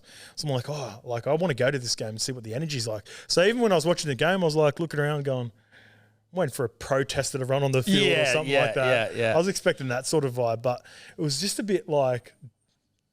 Flat. It was flat, wasn't it? It was flat as a tack. Yeah. And also like some of the players, God love them, who came and filled in admirably for Manly. Well, like they also didn't. Like so, like there was some where you were like, oh, this is just because it was the 7 in the squad, but then there were like some younger boys who hadn't debuted yet who also had said no. So they like had to really dig into the fucking... When the rugby league guru's gone, I've never heard of him. Then you know you're in trouble. you're in trouble. And you're not Rugby shocked. league guru know that I played at Westfield Sports and then went on to play at the Sydney Roosters SG Ball. He knows. Yeah, he knows. No, all that's the what I kids. mean. He knows everyone. That almost everyone that's touched a steed. If he doesn't know this bloke, Yeah. Mate, we won't keep you here too much longer. I realise we've been yarning for fucking 2 hours now. We can just keep dribbling. I thought it'd been 40 minutes. You know what? I said the same thing when we do the potty as well. You know when it's a good pod straight away, or you don't even have to. And for whoever's watching, in my eyes, it's a good pod. But like when I've had good podcasts, it's like we had one with Mace. Jacko goes like, because we've been doing these voice calls on our show recently. Yeah. And Jacko's like, all right, let's get into the voice calls, and then I was like, like obviously he thinks it's been going on for a while. Like, we're an hour and 20 minutes in. And it it felt like half an hour. Yeah. Because I felt the pressure too, because I know maybe, Eddie's going away, you're banking some up, but I did feel the pressure of going, and congrats, boys, Rabs and Eddie Hearn. And then you message me and go, Skip, do you want to come in? I looked at it for a while and go, do I want to go after these guys? And I'm not sure if I'm going to be exactly like straight after them, but I did feel like I did have imposter syndrome again. It's like when Manly in 15, when they all moved on, I looked at it and went, I'm not sure I want to run after that gang. That's a tough carry after Rabs and Eddie. Rabs into Eddie Hearn. Congrats, boys, unreal. Thank you. Yeah. You know what though, dude? Like I reckon when it comes to like, and I mean they're interviews technically, but like I reckon if we are just interested in talking to, or whoever you're talking to, like if you're interested in talking to the person, then it kind of doesn't matter who the fuck they are. Obviously someone like Eddie Hearn or Rabs is going to get like more people in the door out the gate. But then, the ones where you have, I reckon like for me, I don't know about you, but like the ones with Rabs and Eddie Hearn, they went well, and Eddie Hearn was like the easiest person to talk to in the world. But they're the ones where you're like, they also wig you out going into it because you're like, I don't want to fuck this up because people are going to want to listen to Rabs or Eddie Hearn, and you don't want people coming away from that being like, I was also intimidated by alphas doing and they're Mark Hunt. intimidating. You remember Mark Hunt, the UFC fighter? Yeah. It's like, and this is maybe not disrespectful to Mark Hunt. There's levels, Eddie Hearn and Raz and Mark Hunt, but Mark Hunt's got a presence about him too. So not only am I intimidated because I want it to go well, but I'm also like, I hope he doesn't knock me out. Yeah. And like, Or I offend him. I don't want to offend him. I don't want to offend him. 100% I didn't want to offend him. Why? My lack of knowledge. Is that right? Yeah, perfect. Yes, I'm right. You're lacking, lack of knowledge that's sort of... asking a dumb question. Yes. I asked Ty Tuivasa a dumm question once, and it wasn't even on an interview. It was just when I just was in a situation where he was there. And I can't remember what I said, but it was just knew. You just knew. Yeah. And like he was talking to a friend of mine, and so I got introduced to that. And then I was like, oh yeah, hey man, like, congrats or whatever the fuck. And then I said something, and he just like, sort of just give me this look, and I went, fuck. I don't know, fuck. And then he sort of wrapped up the conversation with Hitty and then just sort of like walked away, and I sort of just stood there just being like just bathing in shame almost. Like this didn't go like shame bath. Shame bath. You don't want a shame bath. Not if you can avoid it. And thus the nerves, because I don't want to have one talking to Eddie Hearn, know that. Yeah. You know what I mean? But in regards to him, there's certain people you meet in your life, right? Where you just go, you're a fucking alpha male. Yeah. You know, You can see it in the. You can see it it's the coming presence out his comes across pores. Instagram. Straight away, It's the way coming out his pores. but he's dressed really cool, but not like he's trying to be. He's just looks like, and he's hot. Like he's a handsome 40-something-year-old. Yeah. Burmo said afterwards, he goes, "I'm going to go buy that outfit." I was like, Tobler was talking about him for 3 days. He wanted to put his photo up on the wall. I remember he was wearing essential. He was wearing an essential shirt. Essential shirt. I and remember pants. his kid going, "Fuck, he looks No, but cool." he was in a The matching shirt, shorts in combo. Oh, sick. What do And they he had call it? some Set. Yeah, cool set. shoes, and like his watch was fucking badass. Like I can't remember what it was. Again, 6'5". 6'5". 6'5". It's a tall drink of water. Just the fucking like the light eyes, and he's looking at you, and you're like, don't look at. Like I just look down every time he'd look at you. But again, he makes that like someone like him makes it easy because he just. He's yarning, and he doesn't. I guess he's a promoter as well, right? Like you want to be, you want to be able to fucking yarn. You're right. It's like what you were saying before. We had I had an episode that I did with Tyrell Sane and Bud Sullivan. Yeah, and I sort of knew their story a little bit. One of my favourite podcasts. So if anyone wants to follow my stuff, go and have a look at it. It was about them growing up, and just trying to change the perception that they have about young Aboriginal kids. Boys don't like drink, gamble, obviously, you know, all the rest of the stuff that comes along with that as teens. And it's gone through a real rough time, and you're not asking questions to go, I hope this comes across, or this is a mad question that hits in a podcast. You're like, I really want to know what the answer is to that. Yes. And I think there's 100% a difference. Where you're almost like the follow-up questions come through like a natural inquisitiveness, whatever the fucking word is. Inquisitive. Yeah, inquisitivity. Off the back of whatever they say, where you're like, oh, this is actually It's the opposite of naivete. Naivete. Well, but, you know, like when I was you've at a written sports down all school, your boys, questions. so, trust me, dude, I'm making up these words. But, yeah, like I like to sometimes like prepare questions, but usually so I've got them in my head and then like not have them in front of me, and like so then they're there. Or maybe if you're like starting to wig out and it's Rabs and you're like, oh shit, you know, something not to forget.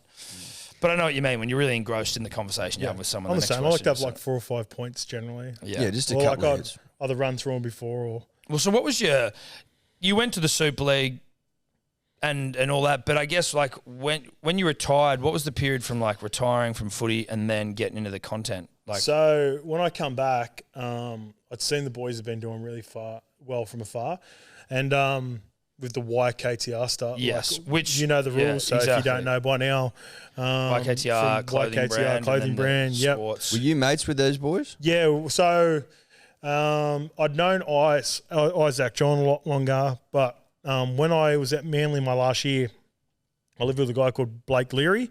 He's best mates with Normie. So Corey Norman. So then Corey Norman, James Sigiaro, and Isaac John started a clothing company while I was away. 16, maybe the first year. But during that period, we become good mates.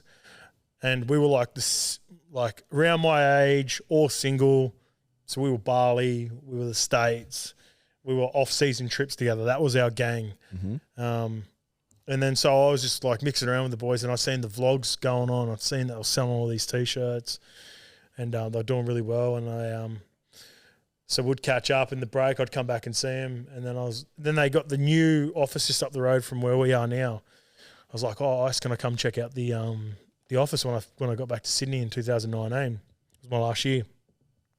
And he goes, oh, you want to do a podcast and just talk about like footy over there and stuff? I was like, yeah, sweet.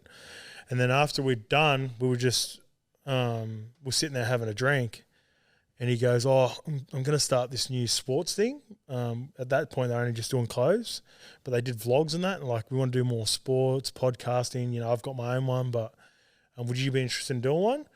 And I was like, oh, not really, nah. Like, I'm grateful you got me on as a guest, but I just like, one, I've never ever thought about it. Never did any media. You think about the names that I said before when I was at Manly and even at Para.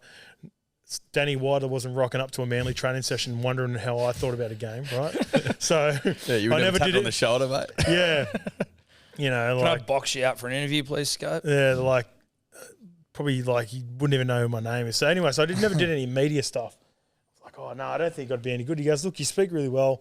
And Ice knew I loved, and this is the main part of it, he knew I loved American sports. And he goes, like, I really want to get involved in American culture. I know all the boys love their NBA and NFL.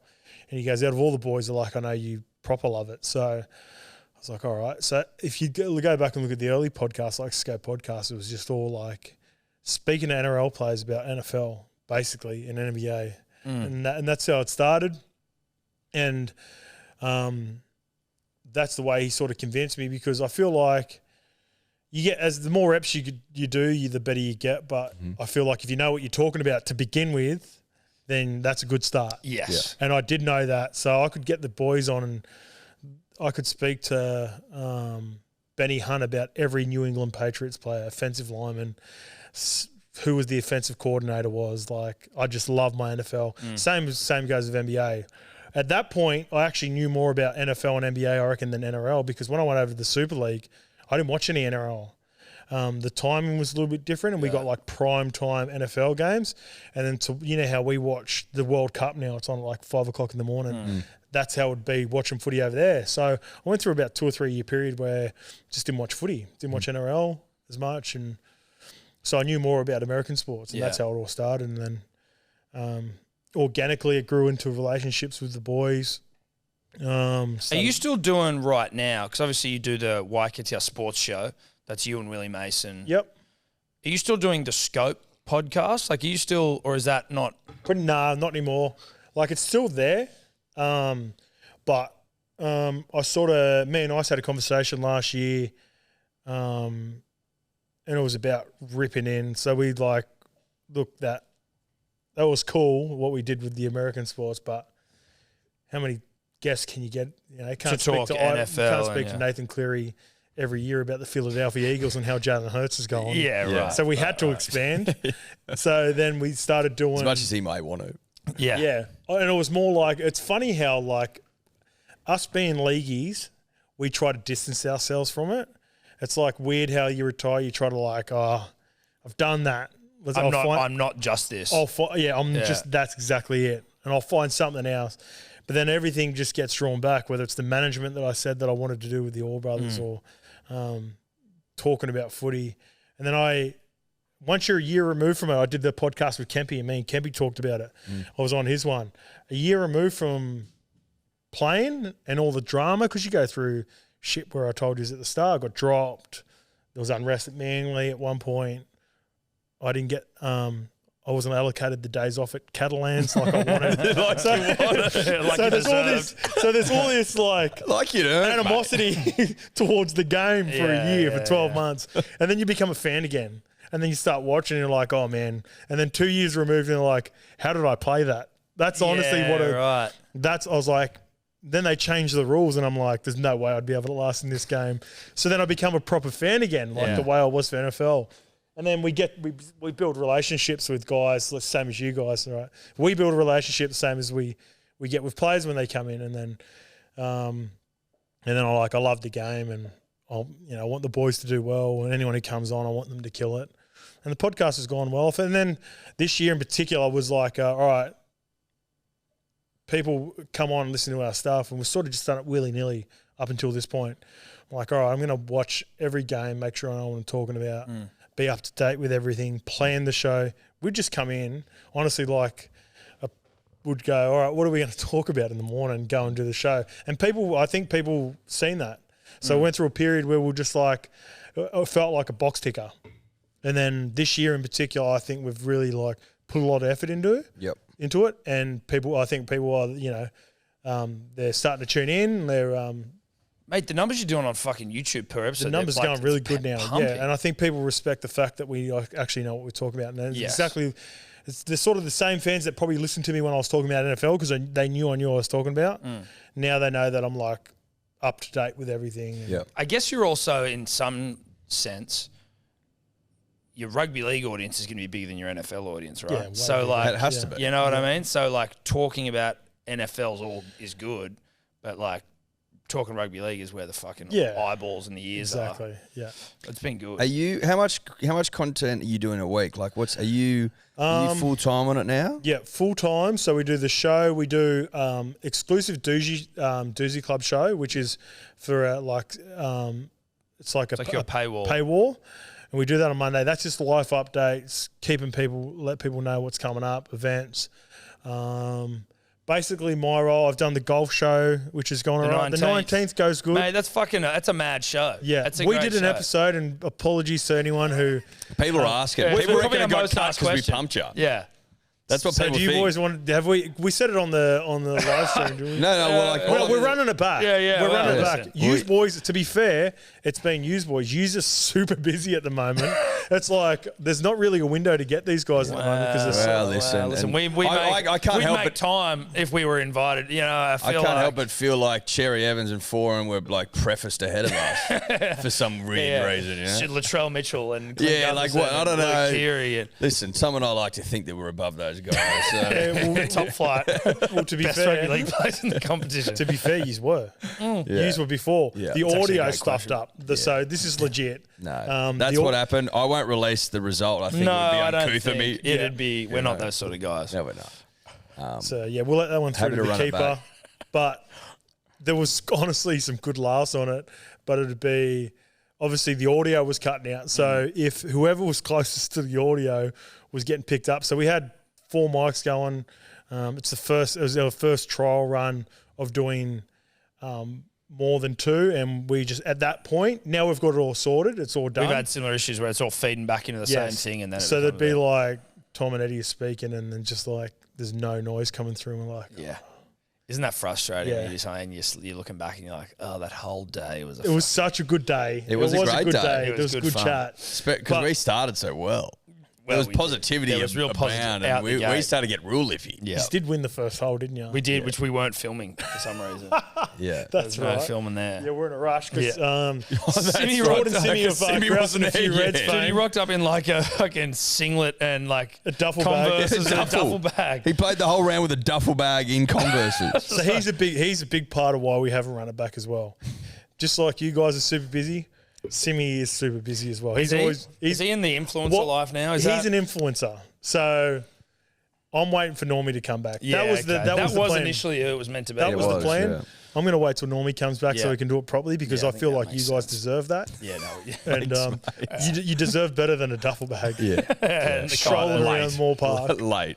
Really late. Yeah. Coming from Kyle and Jackie O, whatever he was. That's right. That's what it was. Like, it was that. That's what it was. Honestly, you can't some of the stuff that he comes up with. But he's a funny dude, though. He seems like just I've met him enough to know. Yeah, you know him. I know him. But he just seems like such a naturally funny fucking, like you see with Grouse and a Few Reds, which is his podcast, Punters Dribblers. If you don't know, you should. Where like Jacko will just ask him a question, which is like, it's a tee-up question, but it doesn't seem like there's been it's not like he's heard it before. It's just like asking him something. And then just like the way his mind works, I'm like, what the fuck? Where does your brain go, dude? Yeah. His responses are so funny. He's a different cat. Yeah. Yeah, he's a different cat. He's definitely... I've always said, so me and Simi have had a roller coaster relationship. And one thing I always say about him is that he's got shock value, right? So he'll come to... The first time he met my mum and dad, he had a statement. I'm not even going to... Because it's a real personal thing that you shouldn't say to people that you just met. Anyway, he comes out and says that. Okay. So my mum and dad are always like, how's Simi? Because they think it like he's ingrained in them, right? He's like, that was heavy what he said. Yeah, but they can't stop. But they can't stop. They're like, no one ever does that. So he's got that about him. Yeah. Fucking and it's not like, honestly, it's not even, I'm not in the position to regurgitate. No, of course. But you know, you know what I mean. Well, You've been around him enough to know that. I remember the first, after we played golf together on the 19th, and we were having a drink, and he's like, it was pouring rain at this point, and he went out onto the fucking putting green and started putting in the pouring rain. But I remember being like, what in God's name is he doing? But he also didn't make it. He wasn't like, I'm going for a putt. Yeah. It was just before you realised, you just noticed him standing in the rain, just putting by himself. And it wasn't drizzling. No, it was hissing down rain. Yeah. And I'm telling you right now, boys, that is planned. Like, it seems like really? willy-nilly, but now as I've got to know him, he's like, Tom and Eddie will never forget this if I go out. That's the perception I have. I haven't. That's the perception I have. No, it's stayed with us. That's who he is. But, We've gone back to many times going, he was just standing in the rain. Just putting in the rain for no fucking reason. In the rain for no reason. It was What ridiculous. was wrong with it? So what have you got, like, have you got any, like, off-season content plans? Is it, like, just you keep doing the 19th? Yeah, we just got a couple of weeks left, so we're just going to keep going through the World Cup. Got some guests for the 19th that are away in the World Cup that are going to come back and do that just to keep it ticking over. But we're starting to, relax now. Yeah, ease up. Yeah, Well, horizontal seasons around the corner. upon us. yeah, it is. It's well Time and to put truly. the feet up and fucking relax. Yeah, it's time. We've had a good year, boys. I think both of us have had really good seasons. Yeah, no, I think so. Oh, we've had great Memorable seasons. memorable I think we seasons. finished in the top 4. Yeah, for sure. We've got Yeah. Tommy Turbo, a fit Tommy Turbo, so we're top 4. No, I think so. Top four. Absolutely. in terms of podcasting. But yeah, I've had a good year.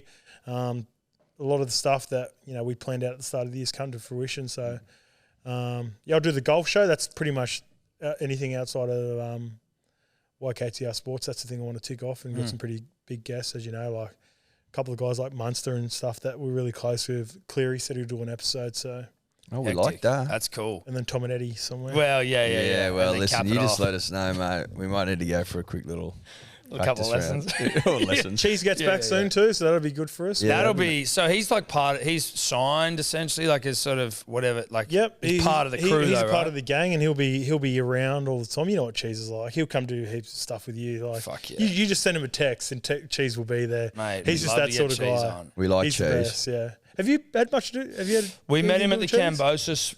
the Waynesford Cambosis Haney one. Yep. Like we follow each other on Instagram, Yeah. so there's always that where you like see someone who you fucking. Well, he stole Christian Welsh's hat. That's right. He stole the puns and and wore it Gibber's on that hat. potty. That's And wore it everywhere. Right. Yeah, I he seen wore- him talking about it recently. Yeah, Actually, and Yeah. wore he's it a good human, Cheese. So he'll he be seems around. like a nice dude. Like Good human. Even this, like when we crossed paths in Melbourne, and he just sort of came up and said g'day straight away. Where you know, like he didn't necessarily.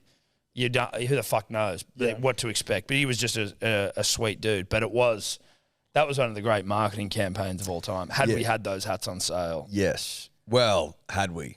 which we didn't. No, we didn't. You But did do well it's with those still- hats, though. No, didn't you? we did. I see him everywhere. Yeah. No, we certainly. We look. I'm not going to tell Yeah. a fib. We did all right. I know, yeah. I've had someone hit me up for the hat that you gave me. When did you give me that hat? Or did I? I might have bought it. No, we gave you some. Did we give you some hats? You did. when No, we, you sent it to No. us. You sent a Yeah, box. yeah. Yeah, you did send a No, box. I brought the box round. I've had one of the that's boys the that sort of was guy doing we the are. companion with us, the race companion, was like, "Can I buy that off you?" Oh, And I that's said, cheeky motherfuckers. I can't do that. That's, you can't. Dude. You can't sell. People a gift. sell 'em. You can't. That's like. That's There's etiquette. There's very bad karma there. Yeah, there is. we There were is. getting where we were Horrific. Yeah, where 'Cause we you were can't getting get the 'em, can hats. ya? We were getting these baggy green hats made, which is like for if you make us basically like a Ned Kelly helmet, which that I've seen it. over there. The Or guy that that got you dartboard. the Guy that sign, made you this got a baggy exactly, green. baggy green. Yeah. But The so highest honour. we used to get like a deal from the people that made the hats because we'd pump it up baggycaps.com. Not an ad, but an ad. And Not an ad though. but not an ad. But then, so because we'd pump them up, the guy from Baggy Caps hit us up and was like, just want to let you know, there's this guy that's hitting me up and offering us to pay us heaps of money just for us to make him a baggy green. And obviously we're not going to do it, but I said you should know. And I was like, So uncouth. Yeah. cheeky, stolen valor motherfuckers just Yeah. looking to rip us off. Well, and also probably trying to exploit our poor memory. Yeah, that's true. You know what I We mean? don't know Like, what I've we've given got them one. to. Going, where'd you get that for again? Yeah, right. Yeah, right. Welcome to the club. Yeah, there's etiquette in merch, isn't there? You know. Yeah. There is 100%. We're awful at merch.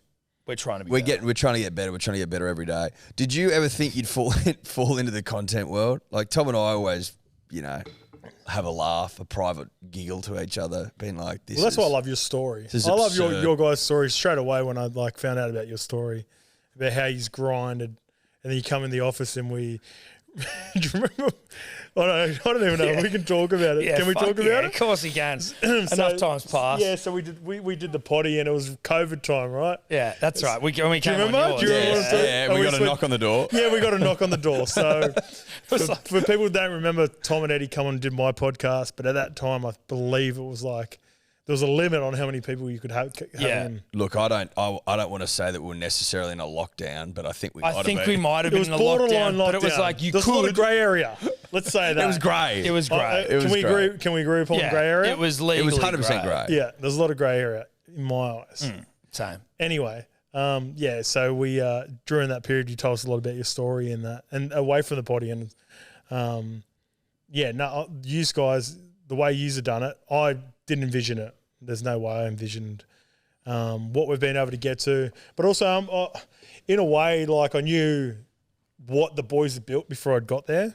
So one thing I've always been big on with YKTR and what I've tried to do is I was like, not only do I want to keep the same fan base that have been with the boys, like, and I feel like, and I'm not trying to sound too into myself, feel like I bring a whole new demographic as well, like a new audience to the group, because when the boys started doing it, they're like more, I feel like vibey. We don't care about anything cool. Yeah. That was sort of their YKTR. Cooler than you. Way cooler than me. From afar, I was watching us going, I want to be back with the boys, man. They're killing it, like that sort of vibe, where now it's like, I got the degenerates, you know. Yes, I bought exactly. The punter and the punter and the dribbler. Very similar to your gang. Yeah. We got similar gangs. You want. We got similar gangs. We definitely have similar gangs. I'm sure that like 90% of our gang, or like, you know, like we just have so much crossover in those gangs. Yeah. Even that guy who was in the background of your companion on the weekend, the sloppy Chris Hemsworth. Yeah. He was a fucking, he was on the, he was a lippy dribbler on About Even. That guy. The guy was in the background of their companion. And I've seen that motherfucker at every goddamn thing, like ever, whether it's like a bloke live show or whatever. Sweet guy, like a nice dude. But I saw him in the background. I was like, oh, it's this fucking, that's Chris Hemsworth from Wish. Yeah. That's the beauty of what we do. That's who we want. Yeah. Yeah. The Wish versions of. The Wish version. Not the real. No. I don't want real Chris. No, Thor can kick rocks. But that's the beauty of what we do. And people ask me, like, this is quite a common question, with whether it be friends or even some people, like random people you meet, and they're like, oh, like they try to compare us to you guys or bloke or whatever. And I'm like, it's not like that. Like, we're in a lot of our stuff's like free to air, like podcasts. It's like you can listen to us, listen to them, listen to bloke, and we all support each other and we all go on each other's podcasts, and we all like, it's not like we're chasing views. I mean, ratings on like on 9 and Fox, a bit how it is. So that's the beauty of it. Like, that's the best part, is that I'd imagine like, I don't know what it's like, but if you were to be on, well, you don't have fucking, you Channel don't have 9 and Fox talent, exactly. Like, you're not all supporting each other or trying to help each other out. It's like, fuck that, fuck you. Yeah, if you're Fox, you're Fox. If you're 9, you're 9. Well, we can help each other out, and if I get like a couple of people that follow me from your podcast, and then vice versa when you're on mine, and it's all a bonus. So that's Kempy's opinion on it. He's like, the more eyeballs on the whole content world, the better it is for all of us. Well, he set the bar for all of us, hasn't he? Right. So he's got you boys on.